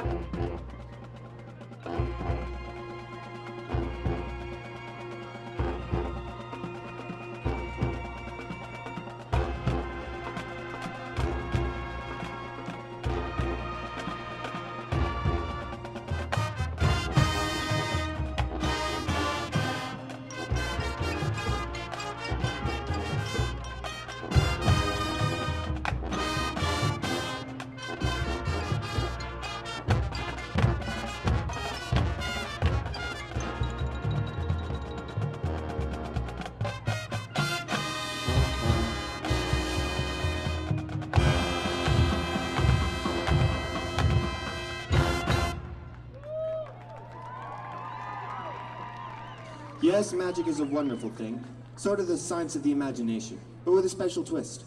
But when science goes awry, well, let's just say things can get interesting. My family physician once did an experiment that had, let us say, unexpected results. What's the good doctor's name, you ask? His name would be Dr. Frankenstein.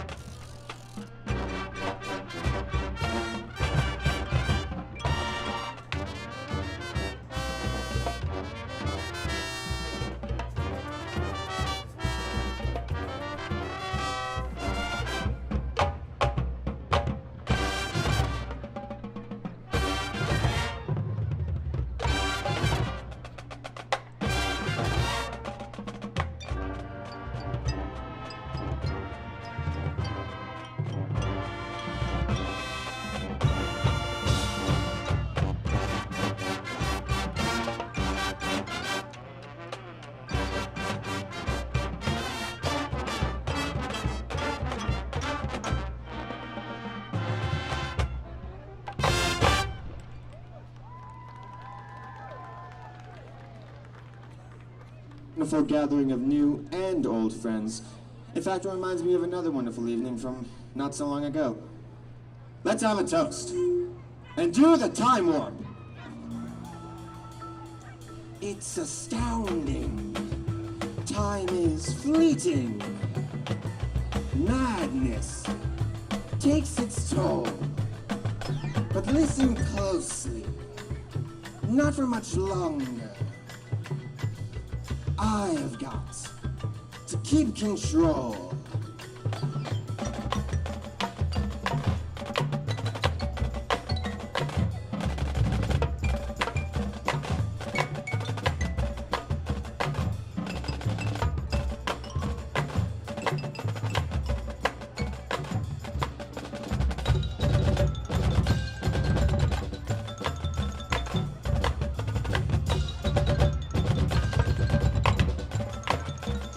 It's just a jump to the left,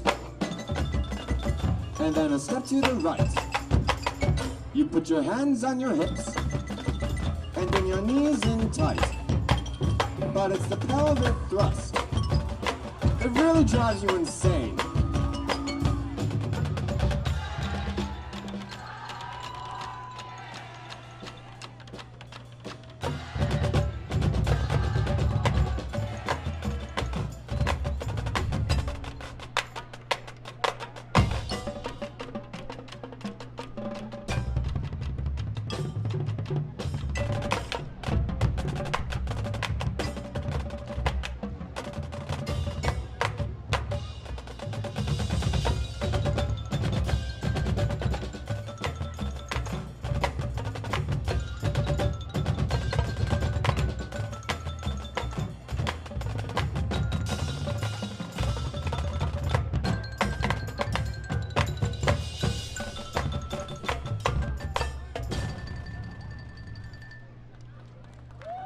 Now it's time to say goodbye.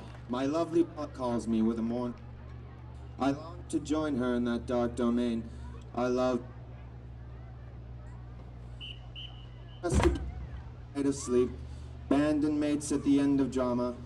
This is our Twilight Saga.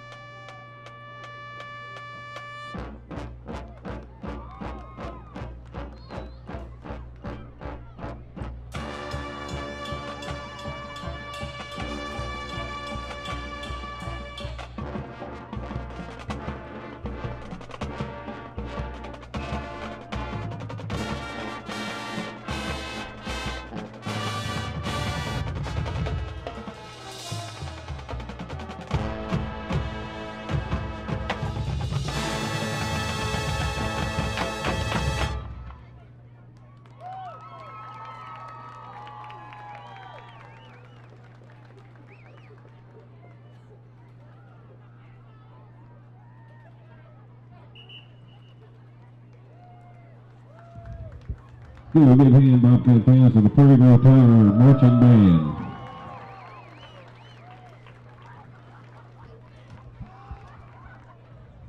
Justin Summers has been picked for tonight's punt, pass, and kick contest. Justin Summers.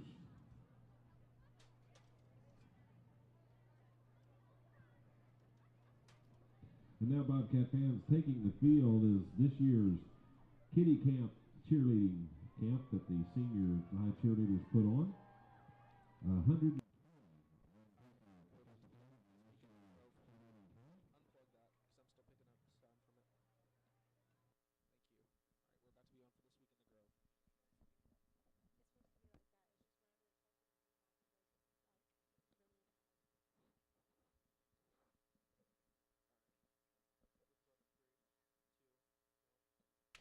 Hello, ladies and gentlemen. My name's Austin Cunningham, I'm Danny Davis. and we're going to be with you again for This Week in the Grove. Now, last week, we weren't able to be with you. I apologize for that. We had a few technical difficulties, but we're back up running strong.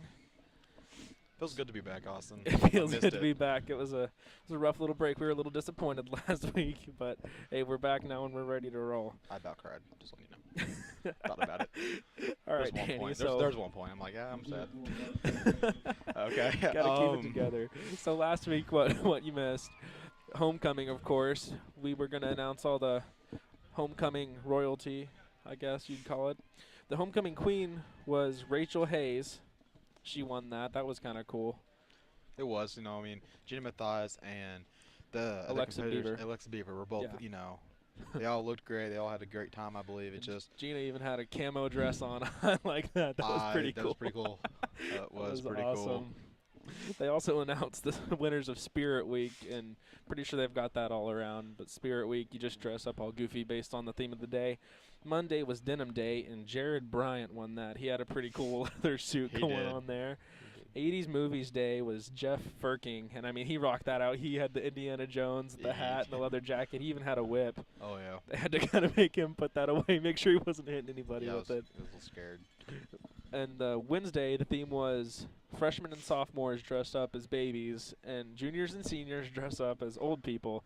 That was pretty cool. For the old people, the winner was Paige Ellis, and for the babies, Lizeth Martinez. Retro Sports on Thursday was Tanner Purcell, and he was dressed up pretty good for that. He's usually dressed like that, so I mean that kind of helped. You know, he's a big sports guy, so he enjoyed He it. just You shortened could the tell. shorts a little bit and Yeah. put a wig on. That was pretty good for him.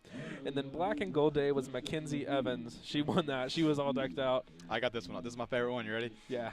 Okay, Prairie Grove fans. Since I've been a freshman here, every year that I've been here, the Skelton sisters have won overall. Oh, The first man. 3 years I was here, they won it. All 3 of the sisters, but this year, since their oldest sister graduated, they still continued on with the twins, and they still won overall this year. That so was the pretty Skeltons have done a awesome. 4-year run of winning overall for Spirit That's Week. pretty sweet. No, that's awesome. This year I saw a little Back to the Future, which was really cool. That was really cool. One of them was dressed up as Marty McFly. The other one was Doc, and that was a pretty cool little combination. It was. That was awesome. So, what else we got, Danny? Talk about kind of what's going on right now, Austin, is right now we're in Berryville. You know, this is our, I believe, 6th or 7th game of the season. We have a senior night coming up next week, which we'll be playing Pea Ridge, which actually, Austin, I don't know if you know this, but last year we played Pea Ridge. That game right there decided who was first in the conference because Prairie Grove and Pea Ridge were both undefeated. It was a 0-0 game to the second half. That was fierce. Second half, John Hallberg, if you remember who he was. Of course. How could we Just forget flat Mr. out, John Hallberg? 3 interceptions in a row, touchdowns. It was just Ridiculous. all out crazy. It was awesome. You know, a little bit talk about what happened this week. Actually, was a lot of, you know, we had, like I said before, we had some technical difficulties going on, but we've seemed like we got most of that all worked out. So it's good to be back on the air. Of course. Last night was senior night for the volleyball team. How'd that go? I wasn't able to make it to that one. I believe it went pretty good. We didn't get a chance to go see that. We just wanted to kind of bring that up and let the, recognize them. They'll be going to districts this next week in Farmington. Because last year we held districts, so this year it's Farmington starting to hold districts tournament, which will be pretty cool. I'm excited to go. We will be broadcasting a few games out of that. If you look down at the field cam right now, we've got the Pee Wee cheerleaders from the Berryville Kitty Camp up here performing a cheer. They're doing great. There they go. Nice work. It's pretty cold out there, Austin. It looks like it's a little chilly. I mean, Yeah, I'm feeling for the boys out there. They're drenched, I'm sure. Yeah. Because the rain's just been a It's still continuous going. fall the whole time. Yeah, I don't know if you guys can see it or not, but it is still pouring out here. It's still pouring. Um, As you can see by the scoreboard we got here, 35-0 at the half. And I mean, Logan Tigers have been dominating. So Bartholomew. Logan Bartholomew. There's a few times I'm like, hey, is he really that far gone? It's just been incredible. He's a Bobby great, Cat, outstanding Bobby player. Cat, both outstanding ball JD players. JD Speed had a great pass, and he's not even a quarterback. No, He chunked it a good 50 yards. I was pretty impressed with seeing that. that was pretty good. That was pretty good. One thing we're going to talk about, one of the mentioned about last week, Osman, I didn't get a chance to say was we had a grand marshal for the parade, and it was Right. Mr. John Wyatt. Mr. Now, John Wyatt, he's watching from home you tonight. know, of course, you're a sophomore, so you've had him for a few years now. Well, Oh, yeah. us seniors have had him since we were freshmen, and he has been one of the greatest teachers I've known. He's a great guy. He is a great person, great-hearted man, And every time he sets up, I just love going to that class because Oh yeah. you know, we do our work for him because we respect him. He's a great person, and one Right. thing he will do is he makes class a little fun. You know, he has a little fun with you. He'll joke with you, and Of that's course. just, you know, we see him every day because he's always at the school doing something for us, and just seeing him every day is just. He's poured a lot of his heart and soul The into that seniors school. voted for him. We had a few options this year, and the seniors voted for John White because Mr. John White, if you are out there listening, we want to say that you are a great inspiration to us seniors. You've been there for us. We could ask you almost anything, and you're got an answer for us. So we really appreciate you. Just wanted to say that. Great guy. Kind of proud of the seniors here in the East Lab group. Austin, looks like they're about to get started with this kick, punt, and pass competition, which I believe they've already announced who they're going to be having going for this. I don't know who it is yet. We're about to find out soon. I feel for him down there on that field with the rain. I'm warm up here. I Yeah, like it. we're up here in a nice warm little press box. We're good to go, man. Yeah, you know, I mean, for once I actually like wood floors. Yeah. I'm going to say that. It's looking good. It's feeling good up here. Talk a little bit about what's coming up, you know, for the next couple weeks. Being senior week next week, that's going to bring up our next week in the Grove. We're going to be doing a segment with our announcers. You know them as Lynn Gregson and Zach Arns, which is going to be really cool. I'm actually really excited to talk to them.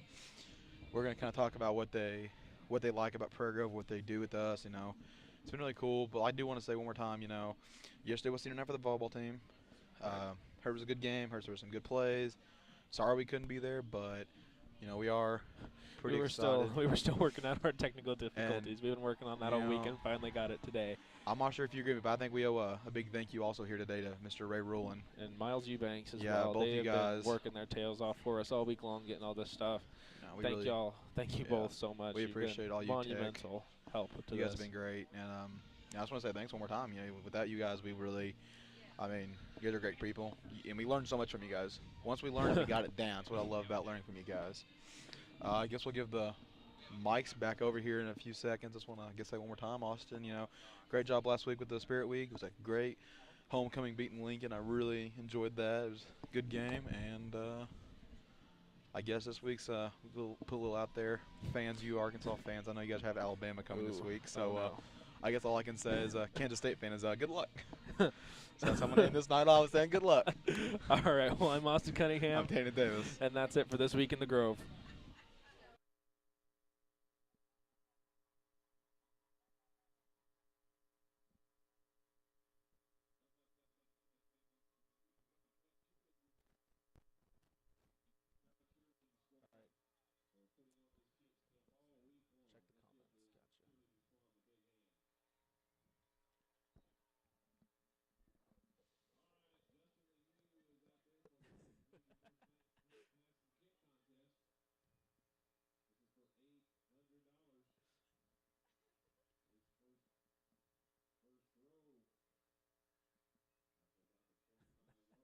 Oh, yeah. They already did. That's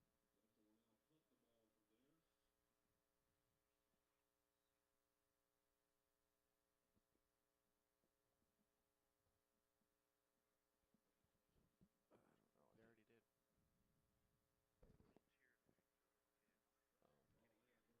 I don't care that much about it anyway. All right. We're still on Sam right now, but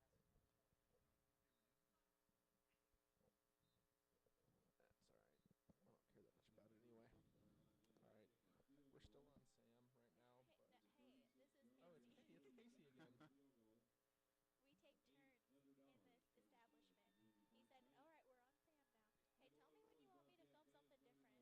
Okay, I will.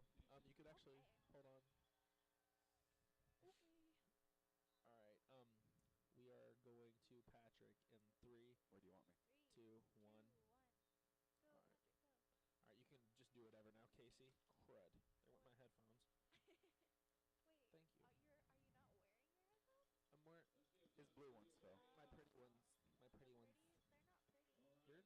I kind of said something really mean just then. Why? Because you were being mean about my headphones. Oh, I can't hear you. You were being mean about my headphones. Oh, it came back. Don't worry. Have no fear. Have no fear. I got told I was amazing. They were lying. They just needed something to say. Take it back.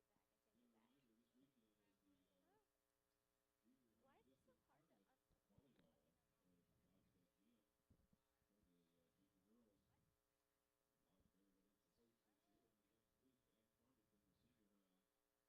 Why is it so hard to Tournament will take place The Lady Bobcats are going in there with a 19-1.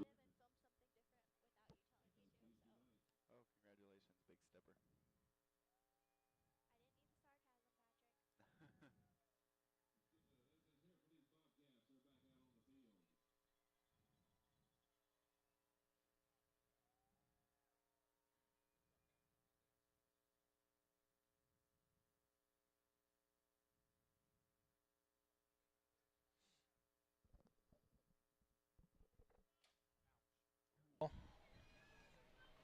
Okay, all right, we're back with you. Having all kinds of problems I over know, there. yeah. For the second half, we're going to talk real quick of the stats of the first half, brought to you by the Bank of Fayetteville. Zach, one of the most interesting stat lines I've seen in quite some Yeah, time. it's the 31 plays for Berryville there in the first half, 23 total yards. The Tigers, if you'd told me at the start of the game they'd run 13 plays in the first half, I think we're in trouble. But they gained 224 yards. They're averaging about 17.2 yards per clip. They scored on the 4th, 7th, and I believe the 10th play of the game, and got themselves off and running. They're up 35-0. Half a complete domination, and we're going to see probably the starters for maybe a drive here in the second half, and then I would be surprised if we see them at all. You got to give them some work. I mean, they've barely been out there. They played roughly 4 minutes, 4 or 5 minutes. I mean, your leading ball carrier is Logan. He's carried the ball twice for 85 yards. Nick's carried it once, Jacob once, Bobby once, and then the rest of them, Blake Falk. Treat it like a bye week. Yeah, I mean, they were a little nicked up at the end of last week. I mean, last week, we were talking at halftime. Last week was a really physical game, and you'd wonder how they come out and play. And certainly they answered the bell. And you don't want to get anybody hurt, but you also don't want to lose that edge that you had. Another thing, as we just about to get ready for the kickoff, that when the starters went out, we had 5 rushes for 197 yards, almost 40 yards of play. Let's look at PG Tigers online. We've got a lot of folks that have come on.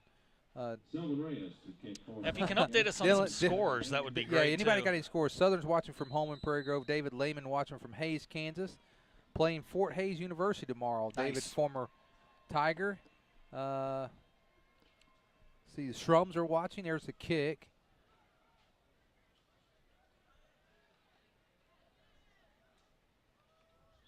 Well, we're still hitting. There were some good licks on the kick return. Kick. It was Ryan Morrell, backup quarterback. Morrell, he was in there. Also the Shrums. Let's see. Dylan Portlock, he's given our producer, Austin Cunningham, he's giving him some love there, saying he's amazing.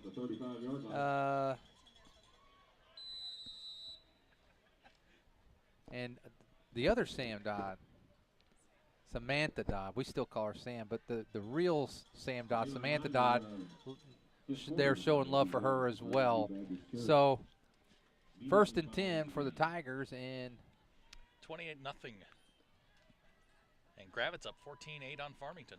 Gravett up 14-8, and there's Galden. Sam Dodd, the quarterback. Galden on the carry. Dodd's back in, and so the starters are going to sit for the second half, looks like, Zach. And we are in the mercy rule, correct? Yeah, we are. The clock will run. And, Zach, you bring something up. You talked about how Prairie Grove didn't have a letdown after last week, a big physical game, but neither did Lincoln. I mean, no, Lincoln, they're up 28-0.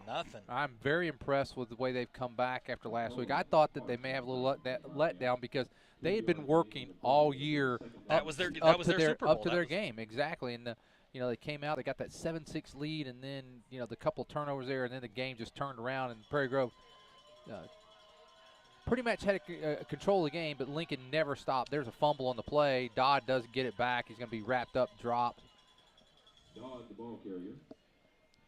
So they're up 3rd down and 10 for the Tigers. Jerry Valdez on the tackle for the Bobcats. Valdez brings down Dodd. That's Luckily, the thing you worry about when it's wet. The rain has picked up. We were out at halftime, and the rain has certainly picked up. It's windy, and you got to keep the ball dry and make sure as the quarterback you get that center exchange. Secure the ball first, then worry about getting it to the running. Well, right now Prairie Grove's still +1 tonight on the turnovers. There was an interception and a fumble by Berryville.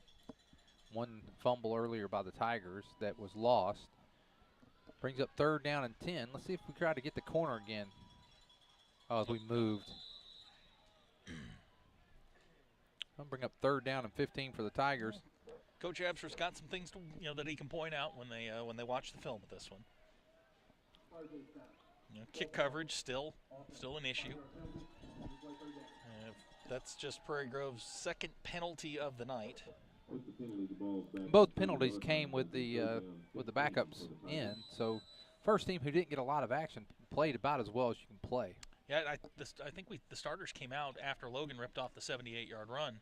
That's the last we've seen of the starters. Which was midway through the second quarter. Yeah, I don't even know if it was midway. It was probably 2 or 3 minutes into the second quarter, and then boom, it's been the reserves since. Well, we got 9:37 to go here in the third quarter. Dodd gives to Falk. Falk got a little running room there. He's going to run. Good tough run. Good run. He's going to get up to the 37-yard line and bring up fourth down for the Tigers. So I think the only starter we're going to see in the second half is going to be J.D. Speed punting. Nick snaps, so Nick will get some time. He's always the first one down on the punts. If you notice that, I mean, he snaps and he's gone. J.D.'s not even punting. Who we got punting? Is it Cody? Cody, by the way, averaging about 48 yards a kick. Yeah, that's Cody going to kick. He's got a very, very strong leg. Oh, boy, they came after him, and we got a roughing. They're going to get him for roughing, and that's going to be a first down for the Tigers. Is it roughing or running into? There's the question, because Cody never went down. I think you got to call running into. Yeah, Cody Hoskins on the punt. We need to teach him how to do a little bit of acting there, Zach. He needs to fall down when they hit him. Well, and look, you can't fall down. Clemon made a tackle tonight. That was impressive. None of the kickers are falling down tonight. That was impressive. I mean, for him to make that tackle. I'm pretty sure when in France when he was playing soccer, they weren't tackling. At least shoulder tackling. Well, was it? They mark it off yet? I don't know what they did. I think it was just running into the kicker. Oh, okay. I stand corrected. So no penalty on the play. Said it was touched. So they get credit for a partially blocked punt. Is anything really partially blocked? You either block it or you don't. Just saying. It's like a near miss. Exactly. You either miss it or you don't. First and 10 for the Bobcats. It's always baffled me about sports. Berryville's going to go here against the second. They had a little movement, too. There's Chapin. Chapin might get a little. He's got the corner. He's got the corner. He's got a little room. He's going. Good run. A couple of weeks ago, Zach, and I need to take a look. I believe the game, and I'll look here and I'll find it. Gentry and P. Ridge. From what I was able to pick up, there was a mercy rule in that game, and then P. Ridge just kept scoring so fast. They kept scoring and got the thing back. They had to put the starters back in. And we don't want to see that tonight. No. Chapin's ran the ball well when he's gotten a little bit of room, and now Carr he breaks loose, and he makes a couple yards. What's interesting there, we almost the first team, that's where they were hitting him back where we got an initial surge there. First team was tackling back there, and that's that time he was able to get a couple yards out of. 2nd and 8. 7:30 to go here in the third quarter. Tigers still up 35-0. Been up 35-0 since early in the second quarter.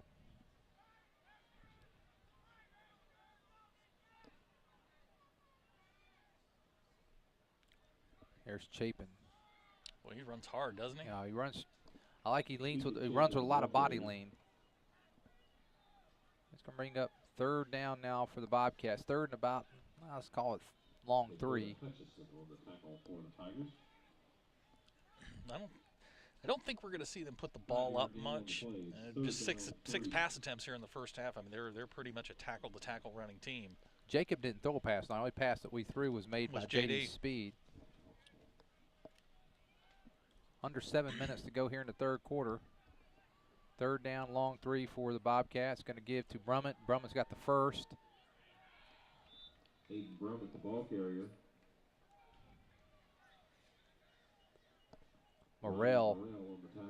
Brian Morrell in on the tackle.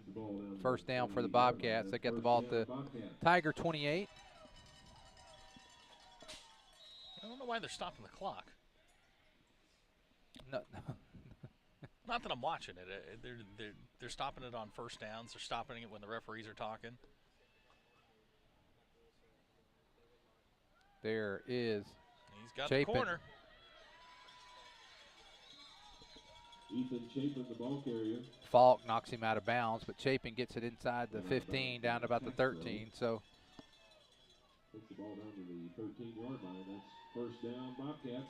Well, do you think if they punch it in here, you think Coach Absher would put the starters back in? no, You don't think? no.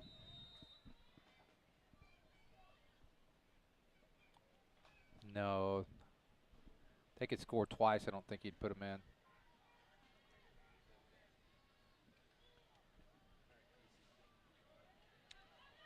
There's Brummett. Brummett running Fight. hard Brummett, down to the ball carrier. 3-yard line.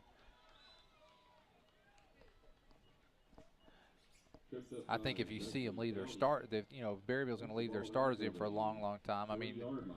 I think It'll I think in the gentleman's First game of and goal, things that, Bobcats. I could see Berryville leaving him in here for the third quarter, try to get a score, get some confidence at that point. If he doesn't put in some reserves, that'd be somewhat surprising. Well, I think Berryville's got some things to work on. And, this is as good a time as any. And it looks like Chapin's going to get into the end zone. Ethan Chapin, the ball carrier. And Chapin gets Touchdown, in. Bobcats. Bobcats get in with 4:54 to go. Why is the clock stopped? I think they do have to stop it after a touchdown. I think. We need Scott. Scott, See, Scott, if you're still watching, if you had, What's the rule on that? See, this is what happens when you skip games.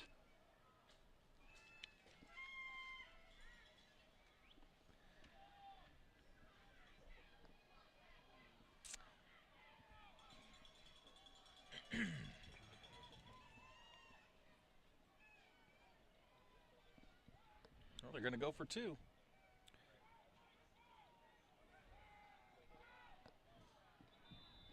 Oh, good hit. First pass intended for Shooter, incomplete. Well, Tigers are still popping out there. 35-6. 35-6. Got an update on a college score. Louisville and UCF was 7-7. Now Louisville up 14-7. So, This is my upset special for the night. oh, I hope you're It's right the only about college that. game on, so I couldn't go wrong, right? It's the only game that, hey, you got to pick an upset. I'll take that one. I'll take UCF. 35-6. Tigers lead Berryville. 4:54 to go here in the third. Like to get this clock started again and just let that thing run. It runs at home. See if Scott's going to text you on that rule. I think they do have to stop it after scores. I'm sure his meds have kicked in. He's asleep. Because, he's under doctor's orders.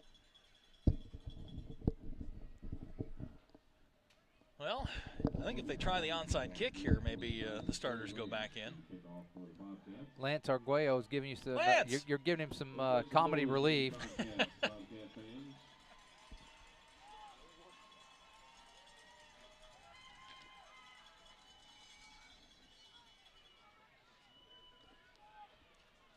That's Falk. Falk. Go on, Go on with Blake. There we go. Blake Falk. Go with a 40. We're going to call him Dalton again before the end of the year. I can guarantee it. I almost did it just now. If you hadn't have said Blake, I would have said Dalton. Tigers at the 43-yard line. Now that clock's running for us. Zach. There's what we like. There's Scott.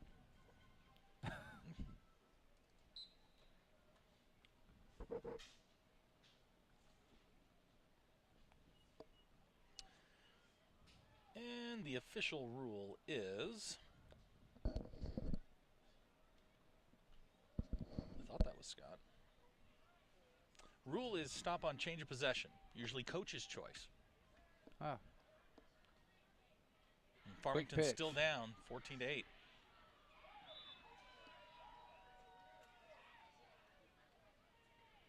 Falk again on the carry. He Blake Falk on the carry for the Tigers.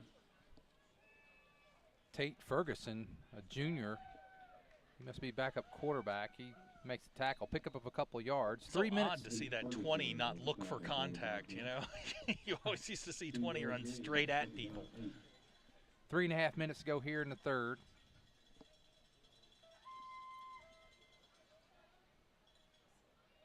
Dodd still at quarterback.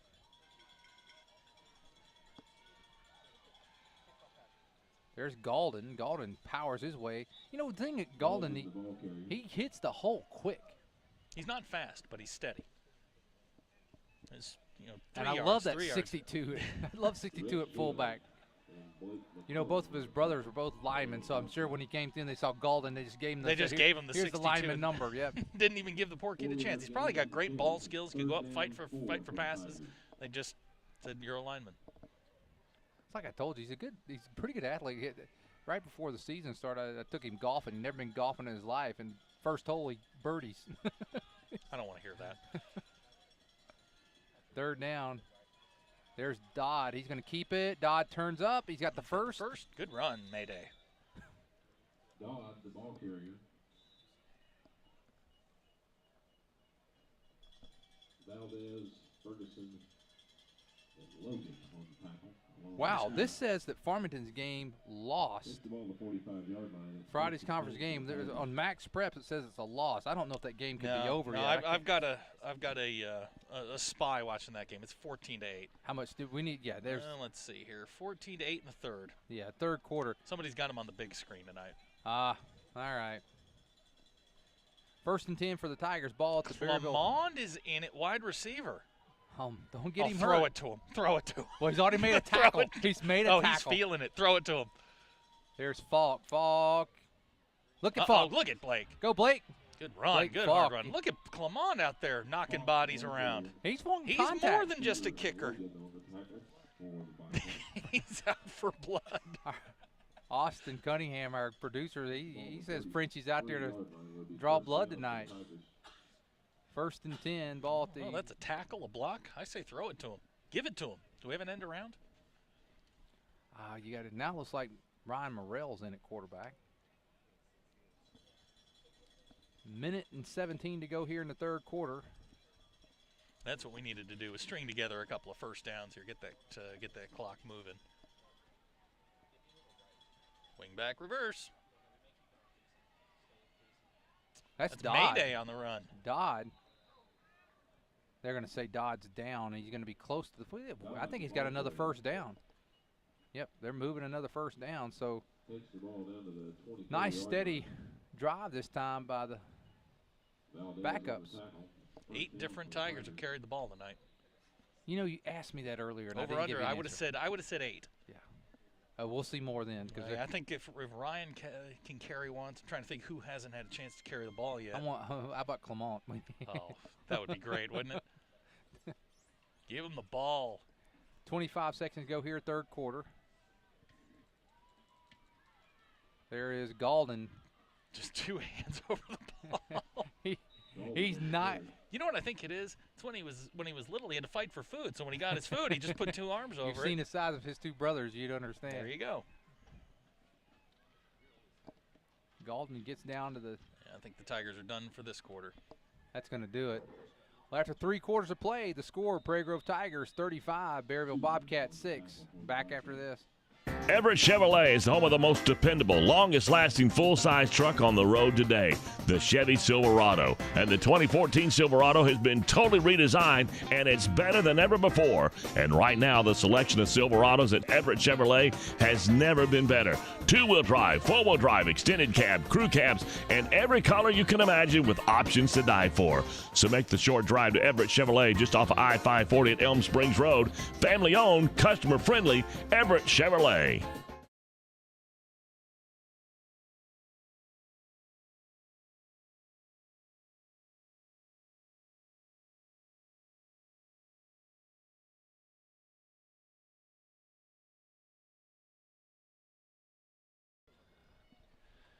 Okay, we're back for the 4th and final quarter.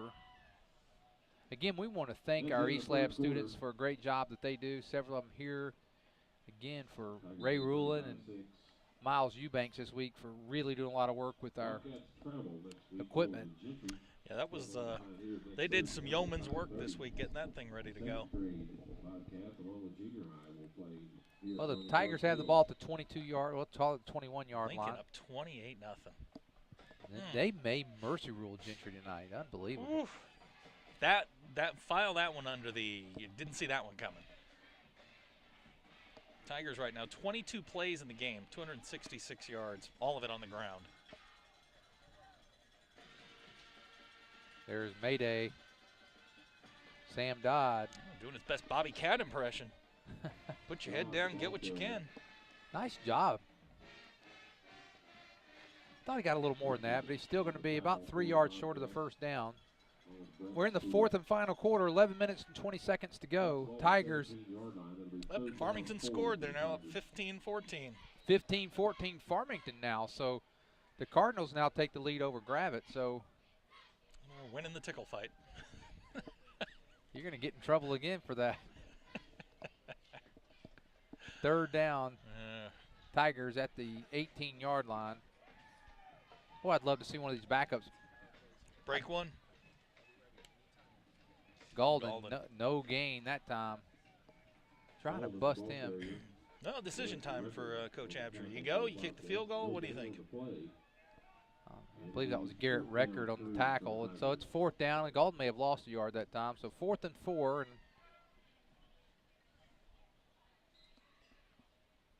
you know, we're losing the second half, Zach. Yes, we are. Yeah, we're doing that. But the clock is our friend.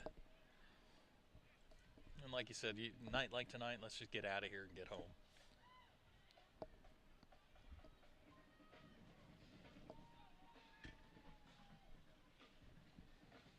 Oh, he's got the corner. Nice move. That's Blake. Blake, Dalton, Weston, 20. Was it Blake? Yeah, Was it it was 20? Blake. Yeah, it was Blake. He gets the first down. So the Tigers now knocking on the door at the 10-yard line. 9:45 to go in the ball game. Tigers up, got their 35 points. I mean, I can't remember exact mark. It's somewhere around the 8-9 minute mark of the first quarter. Did we get it in the first 35 quarter? points in the first quarter, and then that was everybody took off. They were pulling people out of the band. Wow, 35. So I think that might be a record. I'll have to go back and look, but 35, that doesn't happen very often.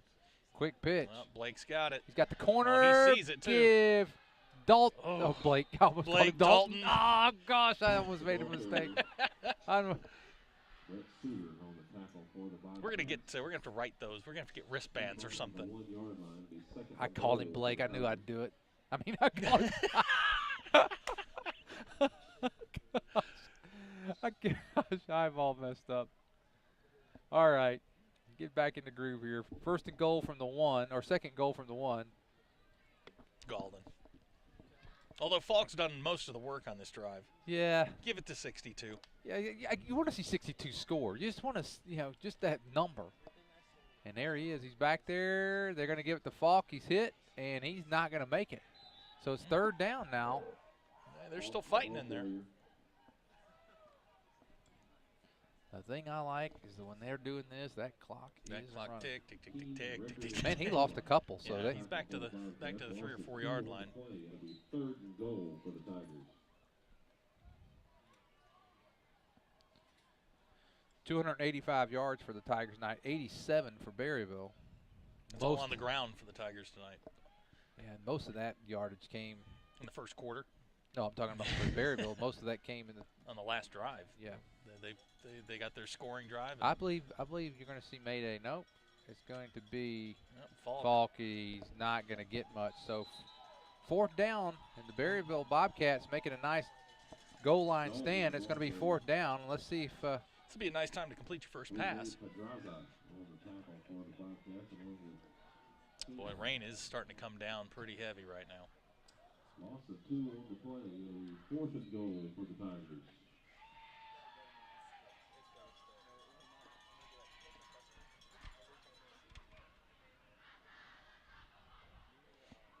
Well, yeah, RTS is here. Yeah, I hear him over there. They might be small in numbers tonight, but they're are loud. very loud. Fourth down. There is Mayday. Sam Dodd. He's going to come up short. So a nice defensive stand that time by the Bobcats, and now looks like Berryville's going to bring in some of their reserves.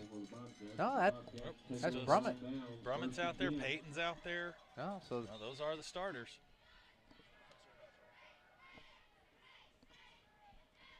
.650 to go in the ball game, and We've seen just about everything tonight. Clement making a tackle, That's playing still, wide receiver. You know, if Logan Bartholomew hadn't had such big plays, I would have given Clement the player. I think we're going to give it to him anyway. I think he's like shake player of the game just for the tackle. He hasn't missed an extra point yet. Made a tackle. He got crazy and made a tackle. There's a backup quarterback in there now, Zach. Brian King. Maybe a yard gain that time by the Bobcats. Aiden Brown with the ball carrier. Kind of there by the interior of the Tiger line.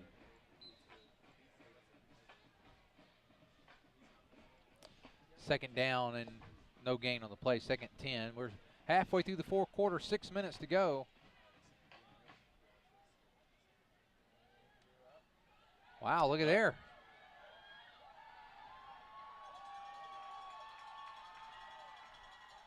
Deontay Payton. Deontay Payton, the ball carrier. Deontay Payton, he gets it up close to midfield, and with 5:40 to go here in the ball game.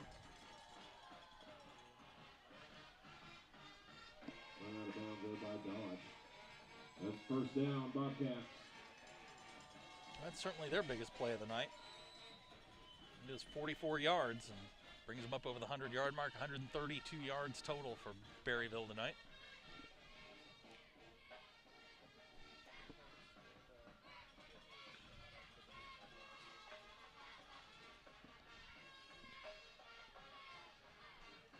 Brummett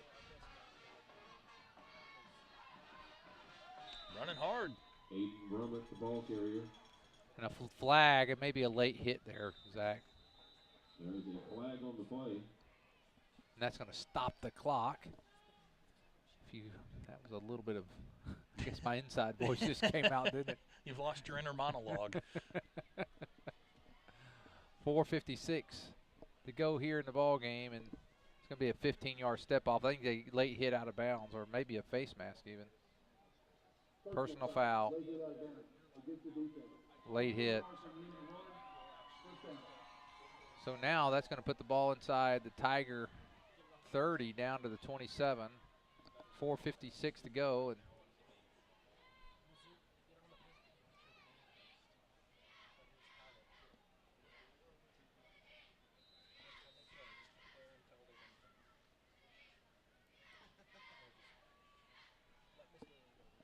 there is Brumman again, running hard. Picks up 7 or 8 yards. Hutchinson on the tackle for the Tigers. 4.5 minutes to go in the game, Zach, and the Tigers going to move. Here's something I didn't think I'd say tonight. That's Berryville's 8th first down of the game. They now lead in that category, 8-7. Now keeper. Ooh, good hit. Brian King, hard run after he was hit. They're picking up yards. Well, Zach, you know, we're getting close to the clock's going to tick. Steak and Shake player of the game, Logan Bartholomew. Absolutely. I mean, he started it off when he had the punt return and then the long run that sealed it, so he kind of had the bookends for the Tigers. Bobby Cat, Nick Sugg, everyone played a great game tonight. It was over quick. Been merely a junior high, a JV game essentially since that time.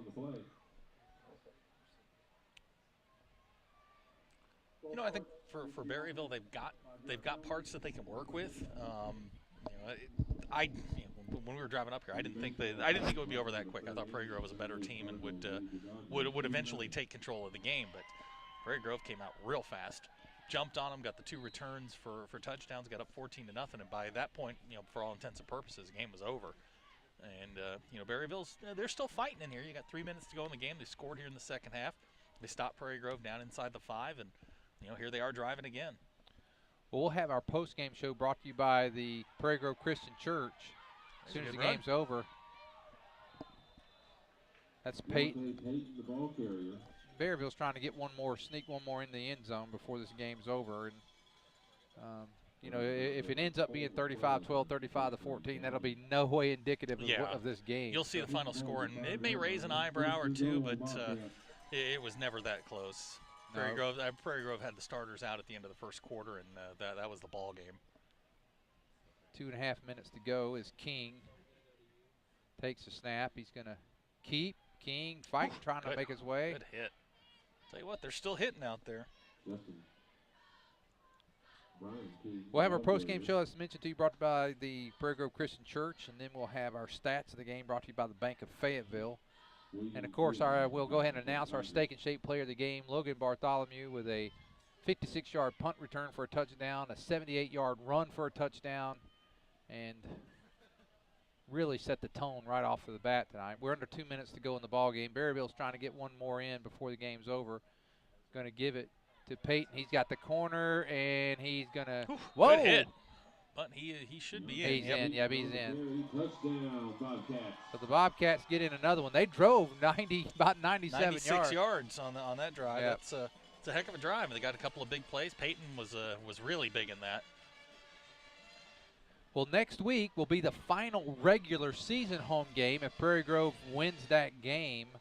Well, they still got it. Really, we have to win 2 of the last 3 to pretty much secure. Got to keep winning, but it's looking good for a home playoff game. And should Farmington hold on to Gravett, we win the next 2, then we're definitely there, because the loss would be to Gentry, and we'd have a tiebreaker over everyone else. Going for 2 now. King looks, throws. Incomplete. Oh, they're going to get interference. 1:41 to go in the ball game, and now they're going to play that again. Cole. Cole's looking around like, how could you, who, me? Well, Berryville won one stat tonight, and that was the first downs, 9-7. Passing yards, 14-0. So I'll get another shot at it. Let's take a look at pgtigersonline.com. Anyone else talking, shouting at us before the night's over? Mitch Whitehouse gives us a score. Don Dodd, nice try. Samuel. Well, they stuffed him. Nice job there. Ball carrier, 2-point conversion is no good. You do have some of the reserves in the game, but they're all playing hard. They're still hitting out there. 15-14, Farmington and Gravett game. Gravett's a mystery team to me. 1 week look really good. Next week, well, I don't know that. I just think that they're, with the exception of Lincoln right now, no one in it's the big 2 and kind of everybody else. But like we've said before, every game's a different matchup. Every game's a different matchup, and matchups, and styles make games. And Prairie Grove's even got the backups on the kickoff. Grab it on the 4-yard line, about to punch it in. Wow. That is a great game. And the Cardinals are up 4-0. And you're talking about the St. Louis Cardinals. The St. Louis Cardinals are up 4-0. I certainly wasn't What's talking that about series? the Arizona Cardinals. No, well, there's the Farmington Cardinals. Yes, you're right. Was it 3-2? Cole McClellan back deep for the Tigers. Selwyn Reyes to kick It's off National for League the Baseball Bobcats. pitchers hit. Let's make some noise. It's like kickers making tackles. Kickoff. Now Reyes getting ready to kick, and now hopefully we can probably just run a couple plays here and Got to call watch it. for the onside here. No, I'm going to kick it deep. And Blake again?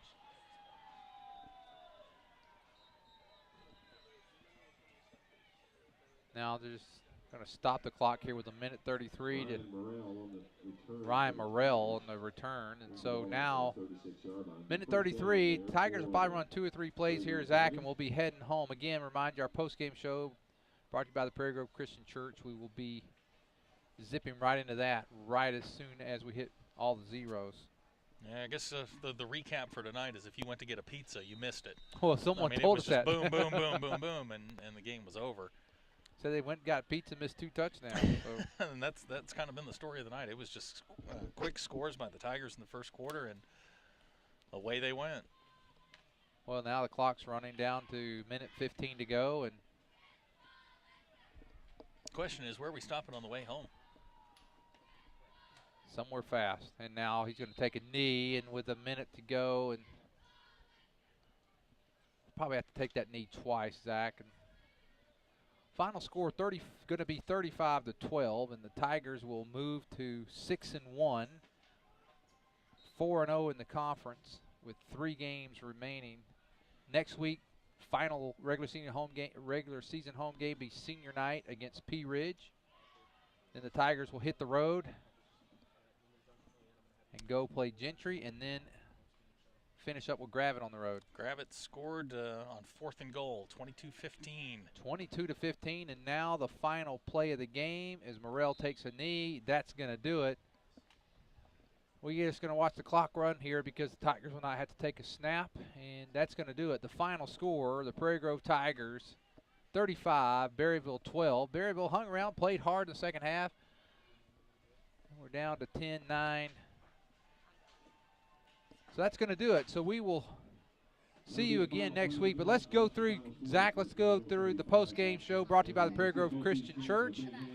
And our stats brought to you by the Bank of Fayetteville. Again, our Steak and Shake player of the game, Logan Bartholomew. Zach, with the stats. Well, if you missed the first quarter, you pretty much missed the game. The Tigers tonight, just 31 plays on offense, 286 yards, total offense, all of it on the ground. The Tigers 0 for 1 passing tonight. The only pass attempt, a halfback pass by J.D. Speed. Tigers win the turnover battle. They win the score. The first punt return for Logan Bartholomew, 59 yards. Then you had the J.D. Speed interception return, 35 yards. Tigers were off and running, dominant.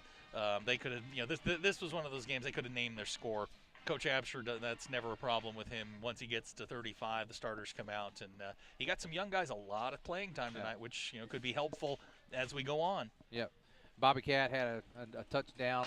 Nick Sugg a long run as well. So, again, we thank Prairie Grove Christian Church for the postgame show and the Bank of Fayetteville for sponsoring the stats. That's going to do it tonight. The final score again, Prairie Grove 35, Berryville 12. Next week, senior night from Prairie Grove, where the Prairie Grove Tigers will take on Pea Ridge Blackhawks. That's going to do it for Zach Arns, Lynn Gregson, our East Lab students. And again, a big thank you to Ray Rulin and to Miles Eubanks. Thank you and have a great night. See you next week.